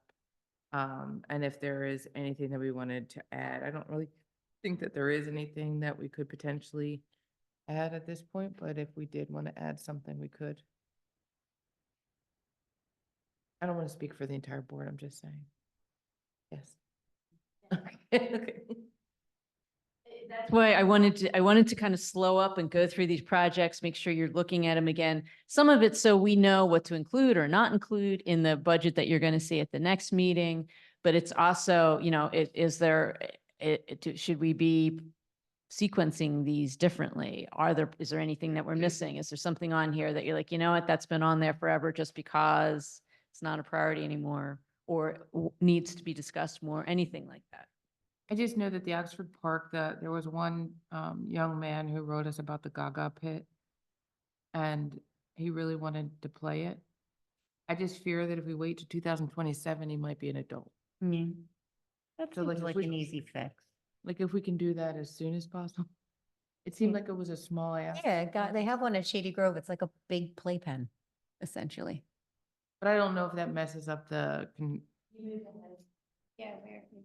it's in green under the blue. A Gaga pit is like, honestly, imagine like a large playpen for children. Like the fence comes up maybe like 3 feet. And they get in this little pit and they hit the ball with their hands. And it's kind of like dodgeball mixed with Right. handball and foursquare and but it's cute. And then if you get hit with the ball, you have to get out of the pit. Last one in the pit is the winner. I did field day this I year. never They played gaga. them. So Well- we did include that in the grant application that we submitted for Oxford Park. So if we can at least wait and see if we're going to get that grant, I wouldn't start that. If we start the work before we get the grant, we can't use the grant Okay. for that. And we're kind of running out of time to do that stuff this year anyway. Hopefully we'll find out about that grant the end of this year. When did we? No, I see it says 2025. I'm Yeah. just wanting us to. If we prioritize don't it. get the grant, the question would be whether you'd want to just go ahead and not have the township fund all of it instead of about half of it. And therefore take it out of a future grant application. But so, we can definitely make sure Revisit it. I yeah, just don't want us revisit to it if we forget. don't get the grant. Okay. Since we're on park improvements, and I know we talked about this the other, the $150,000 for 2025 for the Texaco Park. Mhm. It's already come down to 100,000. What is what are we doing with the $100,000? I mean, do we have a park plan? It's just in a nutshell, you are definitely, so this has been a placeholder for a while. And John's going to explain more of where we're at with that to just have a better idea of costs and ideas, but the whole thing needs to come to you for approval, the concept, never mind like actually starting to spend dollar amounts. So you'll get much more detail than what you're going to get from John tonight, but. Right. So we've gotten some feedback from the park board to, there's initial talks about looking at a digital sign there. That's kind of been shot down at this point. So it's looking at some kind of very low maintenance, passive recreation path, potentially a fixed sign or something like that, something that kind of matches the Veterans Park. So we reached out to Jim. He just recently provided a proposal to help us with kind of the initial brainstorming and design to see what could really go in there, with some cost, fixed cost limits and things like that too, how we could potentially phase things. So we're basically still at brainstorming stage with some very initial guidance from the park board, but it'd be passive, low maintenance is the main thing that I heard up front. Thank you. Is it just going to be an open space? Potentially a little bit more than an open space. That's definitely not defined yet. I've heard ideas of maybe a path, potentially some benches, native plantings, things like that, but nothing more than that. I mean, I think we just need to be mindful that it's really hard to get. It's not a place I think people are going to come sit and come. Except for those. that Well, live in there. there's a trail that leads there and across the street to Yeah. the shopping center. It's sort of the entry So- to Spring House. Yeah. So it does need to look attractive, although I agree with Mike, people may not utilize it very much, but I'm interested in hearing what what the ideas are about it that, right? I guess in the past, we've used it for parking for some events, but I don't think you want to continue that. Yeah, and Jim was very good to work with. We put a couple stipulations. One was that we wanted to have, make sure that we have hard budget limits in there, and that if there are aspirations to go beyond that, that it would be something that would be, all right, well, we can look at it in phases and say, we're comfortable doing something small first, and then maybe after that, see how it looks and consider the bigger stuff later. I know that it says the Rotary is interested. Have we seen if any of our other community partners are interested in working with us to beautify that area? I don't know. Not that I'm aware of. Yeah, the only folks that reached out were the Rotary that we've chatted with, and we haven't really connected with them since the initial. Engagement. Okay. Yeah. I mean, once we get a plan together, I suspect we might be able to reach out to show them this is what we want to do, and there's plenty of nonprofits and for-profit Sure. businesses that might be interested in Minnesota. Just having a little public-private partnership to beautify an area. Make it pretty. Hasn't been pretty for so long. Just make it pretty. Yes. Can I ask about Put a fountain in. Hitler SEPTA trail connection? So we're budgeting it's the cost is $540,000. It looks like we have no grant, but we're hoping to get a grant for that? Yeah, I realized, as I was prepping for this today, that I have received $250,000. I thought we did. That's what I thought. And we've applied for 290 from the state. So if we get all of that whole grant, all of it. So the $100,000 for 2025 is more just a placeholder that we may, that's what threw me off with the numbers. It didn't seem to work. So that would be what we think we spend in 2025. Project would take. So in the 2025 budget, we spent about $5 grand this year. I think we spend about 100,000 next year. Okay. And that would be, again. if we Part of get the that. grant, well, it'd be part of the 250, right? We probably wouldn't do anything until we hear about the Mullen Golden grant. So again, it comes back to, you can't get reimbursed most of the time, you spend money before you get the grant. We want to know we have that grant, then if we don't, obviously make some decisions, do we do some more tonight? Okay. And we just tell you apply for it. Gotcha. Gotcha. So it's assuming, if we find out next month that we did get the Mullen Golden grant, and for 25, is that there'd be a lot of. Okay. Gotcha. All right, thank you.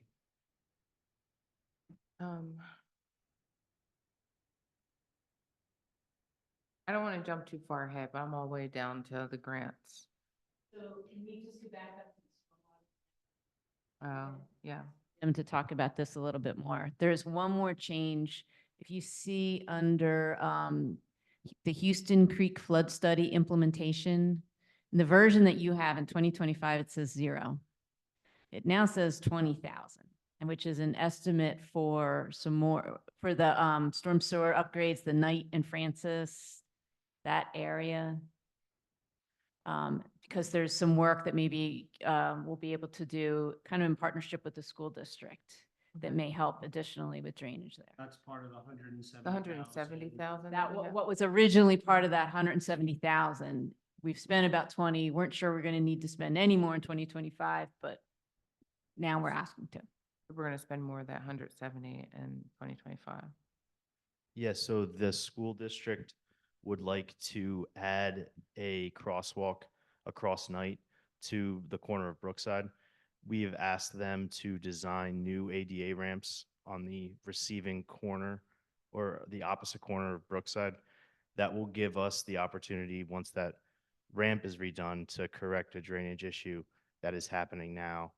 And so the thought is that the school district would design the ramp, and then the township would split the cost of construction with the school district. So it'll allow for reprofiling the street where like the. Yeah, where we reprofiled the street, essentially it's working, but then it gets caught in that corner of Brookside and Knight. And we would be redoing the ramp so that it could continue down Knight to get to the inlet that's above that culvert where the creek is. And I think I have this right, Jim, that the original cost estimate for 170,000 included money to add inlets if it was necessary after reprofiling the road, if that didn't solve enough of the problem. So it's still a possibility down the road that we might decide that's needed. That's why it's still being, it's shown here on the longer term capital plan. But the road profiling was done, this work would be done, and then it would be just needing to see it through a few storms to see if anything additional for this. Yeah, that's correct. We would be kind of implementing it slowly and then evaluating to make sure that we weren't spending money that wasn't going to be necessary. The two keys, I guess, around the Houston Creek flood study is for the year 2025, you're going to be pursuing grants related to the basin. That's what it says. Is that That we'd be looking at, and again, we'll be coming back with more information to you about the culvert replacement, but the that two would. basins that I thought we were talking about is the one at Knight and Houston that's on the school district property, and potentially the basin that was on the administration, expanding that already Yeah, so if we existing. were going to apply for grants, those would be those two projects, the administration building retrofit of that basin and the new basin in the corner of Knight and Houston would be, in my opinion, a grant application that would go together. Mhm. And that would be what we would be looking to write grants for in 2025. So the $10,000 budgeted amount, is that accurate? Or does that need to be increased? That's just for a little bit of engineering. This project's not gonna, you need a lot of money. So we'd Not spend, to actually do the project, to apply it's for the grant. 2025 budget. So in 2025, I doubt you'll spend that much. But it's to have a little bit of money if we need Gilmore to be putting together some plans for the grant application or to help the school district understand what I- and get an okay. But yeah, 10,000 is significant. along with That- everything, so when we budget, it isn't for these projects. All No, I of know, this I gets know. added up for like the. She's you know, asking if we need more than 10,000. For the The grant. answer You is do not. You Yeah, just do did not. that. Okay, No. I understood it. I understood what it was for. I just wanted to make sure if that was sufficient. You're gonna have like 3 times as much in the 2025 budget than we can even possibly spend because we have pieces of all of these projects, so you have plenty, Okay. plenty. And then the same for the Penland flood study. So I just want to call out that what we do have in there for 2025 though is replacing the culvert, and that would be the township paying for all of those costs. Mhm. And is the ARPA money, which has to be designated by December? It's spent. We don't have any ARPA money left. We've spent it all this year. It says ARPA on here, funding source. Still, I should have taken that out. That was from the 2024 budget. We won't be using ARPA. It's all spent. Okay. Thank you for calling that out.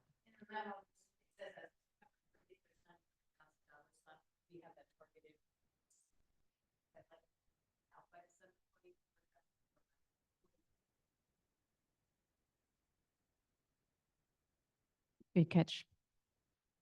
So, and then you were asking about the Penland? No, I just wanted to, so for Penland this year, it would just be the application for the similar grant that was used for the Houston flood study. Right. So in 2025, all we expect to be spending money on is the flood study. So that's why I'm saying 64,000 is just for the application. It's to It's do for the the flood study. entire- Yeah. We entire- made the application in May Okay. of this year. Yeah. It hasn't been decided on yet. So Okay. if the township were to be awarded it, then we would do it in 25. Gotcha. Okay. And that's the total cost for the The study. 9,600. Okay. 9,600 would be the township, and I got it. Yeah, if we get the whole grant. Good questions. Thank you. Any other questions about any of the projects? Whoa, inland flood study. Oh.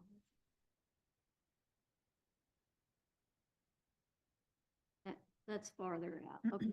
So we're kind of guessing that there'd be some projects, how much it would cost. So as we do the funding analysis, that's what I have plugged in the reserves plan for now, that coming out of township reserves to pay for it.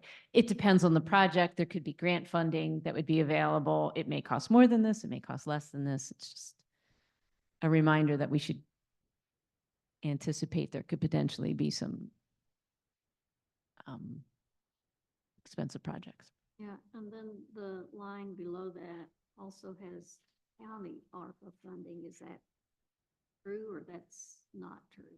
That is true. That's the money that they already received. That's the ARPA funds was awarded to them Okay. for that. So this would be the township match for that, essentially, assuming it ever gets finished and projects designated. This is again for planning purposes. So then I did just want to call attention to I updated the grant status report I started giving you a little while ago that you have in your packet. I did today. So what Jamie will be pulling up on the screen reflects the 2 grants we found out we were receiving today. So they got moved up from the grant application submitted category up to the grants awarded category. And that's for Ingersoll Park. We're now combining phase 2 and 3 into one phase there, which is a whole lot of baseball improvements. And then showing the signal modernization, a little bit of intersection improvements for Trewell and Penland Pike. The others are the grant applications that we're still waiting to hear about in the next group. And then what I really wanted to just call attention to tonight are these are the three projects that we have teed up as the next projects we would seek funding for. I don't need a decision tonight, but I would ask that the board start thinking about that. We'll come back at the next meeting and even beyond the next couple meetings talking about this. But what I'd like to have by the end of the year is the board's concurrence, whether it's these projects, fewer, not all of them, one of them, whatever it is, these are the grants we really want to try to get. So anything in the grant submitted category that you'd say, if we don't get, we're going to try again, you know, and then new projects that we would start so we can be ready in the beginning of the year to really be advocating as effectively as possible for our grants, to be a little bit more proactive about that. Okay.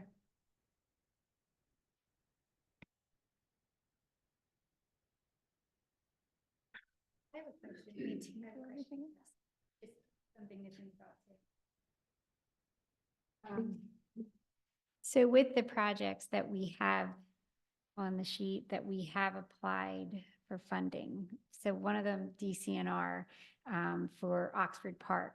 When I submitted the grant application, Drew Gilchrist reached out to me and asked if the township would still be willing to do the project if it was funded, but not fully funded. So some of these projects that we've gone in for, we're putting in for a total project cost, but we might not get that in grant funding. So I guess the board would need to think about that too. Like, are we still going to do the projects if the full funding from the grant would be, you know, if we would get less than what we actually applied for? And it doesn't need to be a yes or a no. It could be a percentage of, or let's try again. Yeah, like it's just something to. Do you have an example? Right now? Well, for the one I just gave, the DCNR,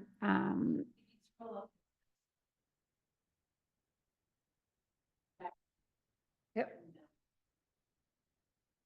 Oh, yeah. Okay, so, so the project is 700 and, well, that one is 725. We apply, the max we could apply for was 250. And it sounds like we could get a portion of that, but maybe not all of it. That one's probably not the best example because that's pretty far away from the cost. But that happens, you know, we don't always get the full amount of the project. So that the township is on the hook for more money. So I guess you would have to weigh it at that time, whether or not you still want to go forward with it. Can I ask a quick question about the grants, the grants awarded so far? That number, the 4.7 million, it's also, there's 704 from the phase 3, right? It would be included. And then the 250 underneath that, because that was awarded, right? Monco 2040. That is right, yeah. That project, because it's on hold because we haven't gotten. 1.3 for the public works. Correct. My only point is, it looks like we're talking about over $8 million in grants that we've gotten for projects. Correct. Which is awesome. Yes. It is. Yes. Congratulations to the staff. That's amazing. 100%. This is not sort of the traditional way Lower Gwinnett is operated. So No, it's great that we've got I had suggested to Mimi to make a big poster of this and put it in the, you did. Oh. I think it was we had it at Fall Fest, Tessie, so a smaller version of it. We didn't have the big one, but. I just think it's a fabulous job to No, it's raise a that huge much money. accomplishment. It is, and I think it can't be underscored enough because all of the projects we're talking about, we wouldn't be able to even be considering moving forward on them without the grant funding. And I think it's beneficial to the entire community, but it makes a lot of this stuff within reach. I think the Little League could attest to that as well. It's also, it helps because you've gotten a lot of planning done. It's part of what makes the grant so competitive and the grant applications so competitive. And then also that we can kind of see what's the next thing that's coming. So every time there's a grant opens up, we can make a decision about whether to go for it. Maybe not go for everyone next year, though, just saying it. And we do like to compete. But I hear you. We should win some award in the PSATs for most productive grant writing. I'm probably paranoid. I don't want to call too much attention to it because other municipalities won't be thrilled, you know. Stay under the radar. Just stay under the radar. Okay, so I think we have, I mean, unless the board has any additional questions or if the public has any additional questions. Or staff has additional questions for us. I think everybody went to bed. Chad has to stay. Yeah, but thank you so much for putting it together and putting it in a nice, neat chart that makes sense that we can follow. And thank you to Melinda, because I know that you had to do part of this. And even if you didn't, we'll just thank you anyway. But thank you It's to our super staff helpful for for us putting to it together. It's easy. Yeah, it was laid out very clearly and easy to follow. So. Thank you. Okay, let's get going. Next up is the consideration of a fund balance policy. Included in our board packet was a memo outlining the proposed policy related to fund balance, what was currently adopted in 2011, and what needed to be updated to reflect our funds requirements and practices. Are there any questions from the board? Any questions from the public?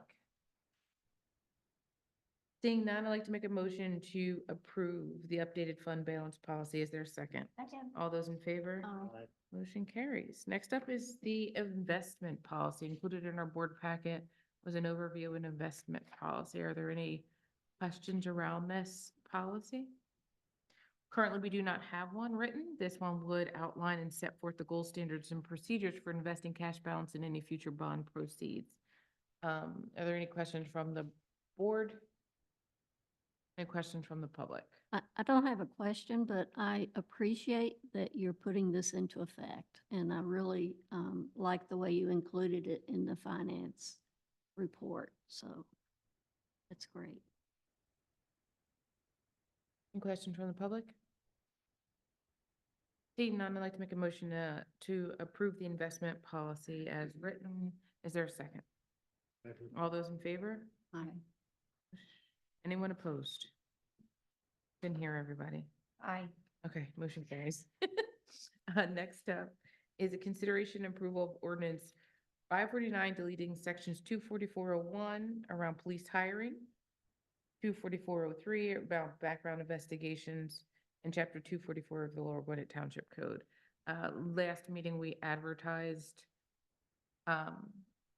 last meeting we advertised the merging of this policy, and we did a lot of things at the last meeting. But included in the board packet is a memo that outlines all of the things that we did as it related to merging General Order 1.5 with the township ordinance and the hiring of new police and personnel. Are there any questions from the board? Any questions from the public? I'd like to make a motion to adopt ordinance 549. Deleting the sections 24401 and deleting sections 24403 in the township code. Is there a second? Second. All those in favor? Aye. Motion carries. Next up is the authorization to initiate the selection process for a zoning hearing board solicitor. Included in our board packet is a memo outlining our resolution and the requirements for us to go out to RFP as we consider a new zoning hearing officer. It articulates that the proposals would be due on the 12th of November, and the goal would ultimately be for the zoning hearing solicitor to be selected by mid-December. Are there any questions from the board? And for awareness, it's included in our memo that our zoning hearing board has reviewed the current RFP. Any questions from the public? Seeing none, I'd like to make a motion to authorize the initiation of the selection process for the zoning hearing board solicitor. Is there a second? All those in favor? Aye. Motion carries. Next up is the consideration of authorization to select a labor attorney. Again, a memo is included in our board packet that articulates the process. Again, this is consistent with our own resolution requiring review and selection every 5 years for professional consultants. Proposals would be due on November 19th. The goal is to select a labor attorney for 2025 by the end of the year. Are there any questions from the board? Any questions from the public? Seeing none, I'd like to make a motion to authorize the initiation of the selection process for labor attorneys. Is there a second? Second. All those in favor? Aye. Motion carries. Next up, and included in our board packet, is the township engineer's report. I don't know if there are any questions for the township engineer, but now would be the time to articulate those. Seeing none, I'd like to thank our township engineer for his studious work. Next up is our traffic engineer report. The traffic engineer report is included in our board packet. Are there any questions? I have so many questions for Chad. Is he on? He is. Just kidding. Chad came on the screen. Oh, Chad, I'm messing with you. Oh. Well done, Chad. Well done. Thank our traffic engineer for his studious work and for staying up so late. We appreciate it, Chad. No problem. Next up is our finance report for September 2024 that was included in the board packet. Are there any questions for our finance director? Seeing none, I want to thank you, Melinda. I think the whole board thanks you. We have to have consideration of our invoice report. Are there any questions about our invoice report? Seeing none, I'd like to make a motion to approve. Is there a second? Second. All those in favor? Aye. Motion carries.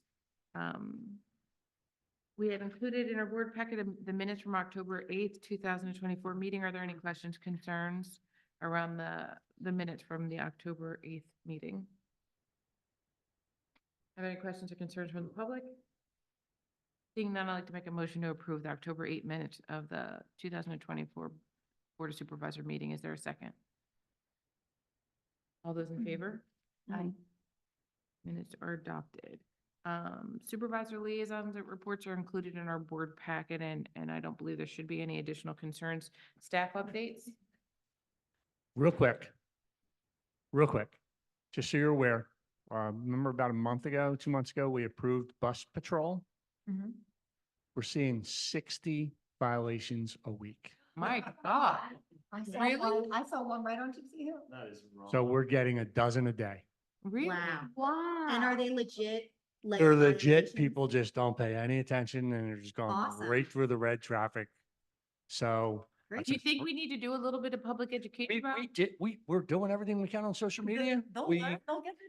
we, Exactly. we, That's the No, education. I'm gonna be honest. I know about the policy and I was so frightened about how far I needed to be back and when we needed to stop that I think everybody in the surrounding area just froze until the child got across the street. And we're like, okay. That's the goal. So I'll tell you, where we're seeing the most violations and are Norristown Road and 202, and Welsh Road. 4-lane highways are causing problems. Yeah. They have to stop. All If four it lanes is, have to stop. if it is not a divided highway, you have to stop. Meeting a median in the center. Correct. So all 4 lanes have to stop. All 4 regardless. lanes have to stop. You knew that? We're seeing them on Plymouth Road. We're seeing them on Gypsy Hill Road. We're I seeing try not them to drive everywhere. 2 hours. Yeah. The majority are the 4-lane highways, but we're seeing them on every township road. Wow. That's And wild. so the citations are going out. Okay. So people will see these shortly in the mail, $300. Are we having a lot of complaints? Do you have to go, when you get this ticket, is it like a normal ticket? You go to the. It's a civil violation. It's the registered owner of the vehicle. You can just pay the fine and that's the end of it. If And you want to contest it, do you get a hearing? correct. So you'll go in front. And in the civil violation notice, there is a link where you can watch the video. Okay. You can see your vehicle travel. Oh, it'll show you. And if you That's want to right. contest it, you go in front of your magistrate. Correct. In your municipality. Correct. But then you face the state citation, which is a automatic removal of your license. That's the state citation? Well, we'd have to prove you were driving the car. The videos are outstanding. I can tell you what color nail polish you're Yeah, I wearing. wanted to go like this in front of Yeah. the guy that I saw, but I didn't. Can you show us one? Just for our awareness, I'll bring one the block next- out a, Yeah, block out we the could probably do license that. plate and something like that? In fact, give me about 10 minutes and I'll be back. We'll recess till about 10 o'clock. We'll be asleep I will. I'll get one so we can see it. next time, chief. Yeah. But we did do a public service video. You did? Yeah. Yes, we did. We did a whole They skit. had school kids You're from not West supposed to be able to Michigan. get your driver's license unless you know this. Right. This is just. the This law. is common It's sense. not- Yeah. you And what we're But seeing. maybe a reminder of what the law is, I not think just what that bus is patrol what- would do. Yeah, I think they did that. Right. Yeah. Yep. Yep. But what we see on the 4-lane highways, once one person realizes it, everybody does stop. That's what I was. It's gonna pack ask you. Are mentality. people Everybody's just going, so I'm going to following go. the Once leader? one person stops, everybody does stop. Yeah. So What's the number of feet you gotta be behind the bus? 25? 10? I go 25. I don't know. I'd have to look. 25. I just stopped really far back. That's not. you're But not- then somebody else it's went like- around me. Yeah, you're not going You to stop. quit You're not, gonna- past the- right. past the I know, but stop somebody sign, else went that around you're me. getting a ticket. Okay. so I just wanted you to know that because the notices are going out. That's So what we within the might hear. past Where week do or the two. citations go to the court? They go into the court or we get any piece of that? Yeah, we do. Yeah, don't you remember? Look at you. Yeah, man. Oh, it's Pay going for that public works building one ticket. Listen, I'm thinking we can pay for the barbecue we have in the 25. summer for the staff. It's one of my favorite days. Right. If So it just so you know. No, we prevents a appreciate child that from update. having an accident, it's certainly worth it. Oh, it's not over. We're not. I mean, we're not done. Any additional questions for the chief? Thank you so much for that update. I think we would like to see a video. Okay. And maybe with some public service communication to the public. We can I put it saw out the again. video that I think it was it Townie Yep. and a few. We did it with, few with students? Dane Ambler, ourselves, and we did it in conjunction with the high school, the club, the AB club. Mike asked if he could be a part of the If I could public be a part service of the announcement. Public service announcement, I'd Why don't we let you, we'll use you as the sample for the video. There it is. We'll use your like to vehicle, just chastise people. Okay. This is being recorded, sir. but we'll do it. We'll, Anyone that gets one of these tickets, come on, come on. Danielle, we'll do an update showing this is what we're seeing. Okay, So, people hopefully will see that. yeah. Um, Like And- if we could and- do a 4-lane highway or show what Yep. that looks like. and the other quick update, we do our policy on our website. You would ask that we put it on there, it's on there. Appreciate it. Okay. Any additional staff updates? Supervisor updates. Tessie? Well, I do have one update, I guess. So the members of the EAC and Melinda Wolf organized a outing to our township recycling facility. And we'll update the EAC and that the message will filter out from there. But we learned a lot of really valuable information, and I thank Melinda for organizing that. And, the good news that we got, bottom line, was that the recycling facility can recycle almost every plastic thing we have except plastic bags. So if your trash is plastic number 1 through number 7, they can take it and make use of it. They have a commodities market for it. But again, the single-use plastic bags can't be recycled. But I'd just like to finish with thanking the staff for all of your hard work is really shining through. And, I, as a taxpayer in the Lower Gwinnett, really appreciate all the work that you do. So thank you. Janine? Ditto. Mike? Just kudos on the $8 million in grants. That's just awesome. I think I want to echo that as well. And I just want to remind everybody just about driving safety, just overall. I know the chief kind of touched on it today as it related to bus safety, but there's been a plethora of accidents that I've heard about within the last few weeks. So just as we're driving around, just remember to be safe around our neighbors and use safe driving practices. With that, I'd like to make a motion to adjourn. Is there a second? Second. All those in favor? Meeting is adjourned. For the love of God, you guys. Melinda, I accidentally absconded with the invoice warrant report.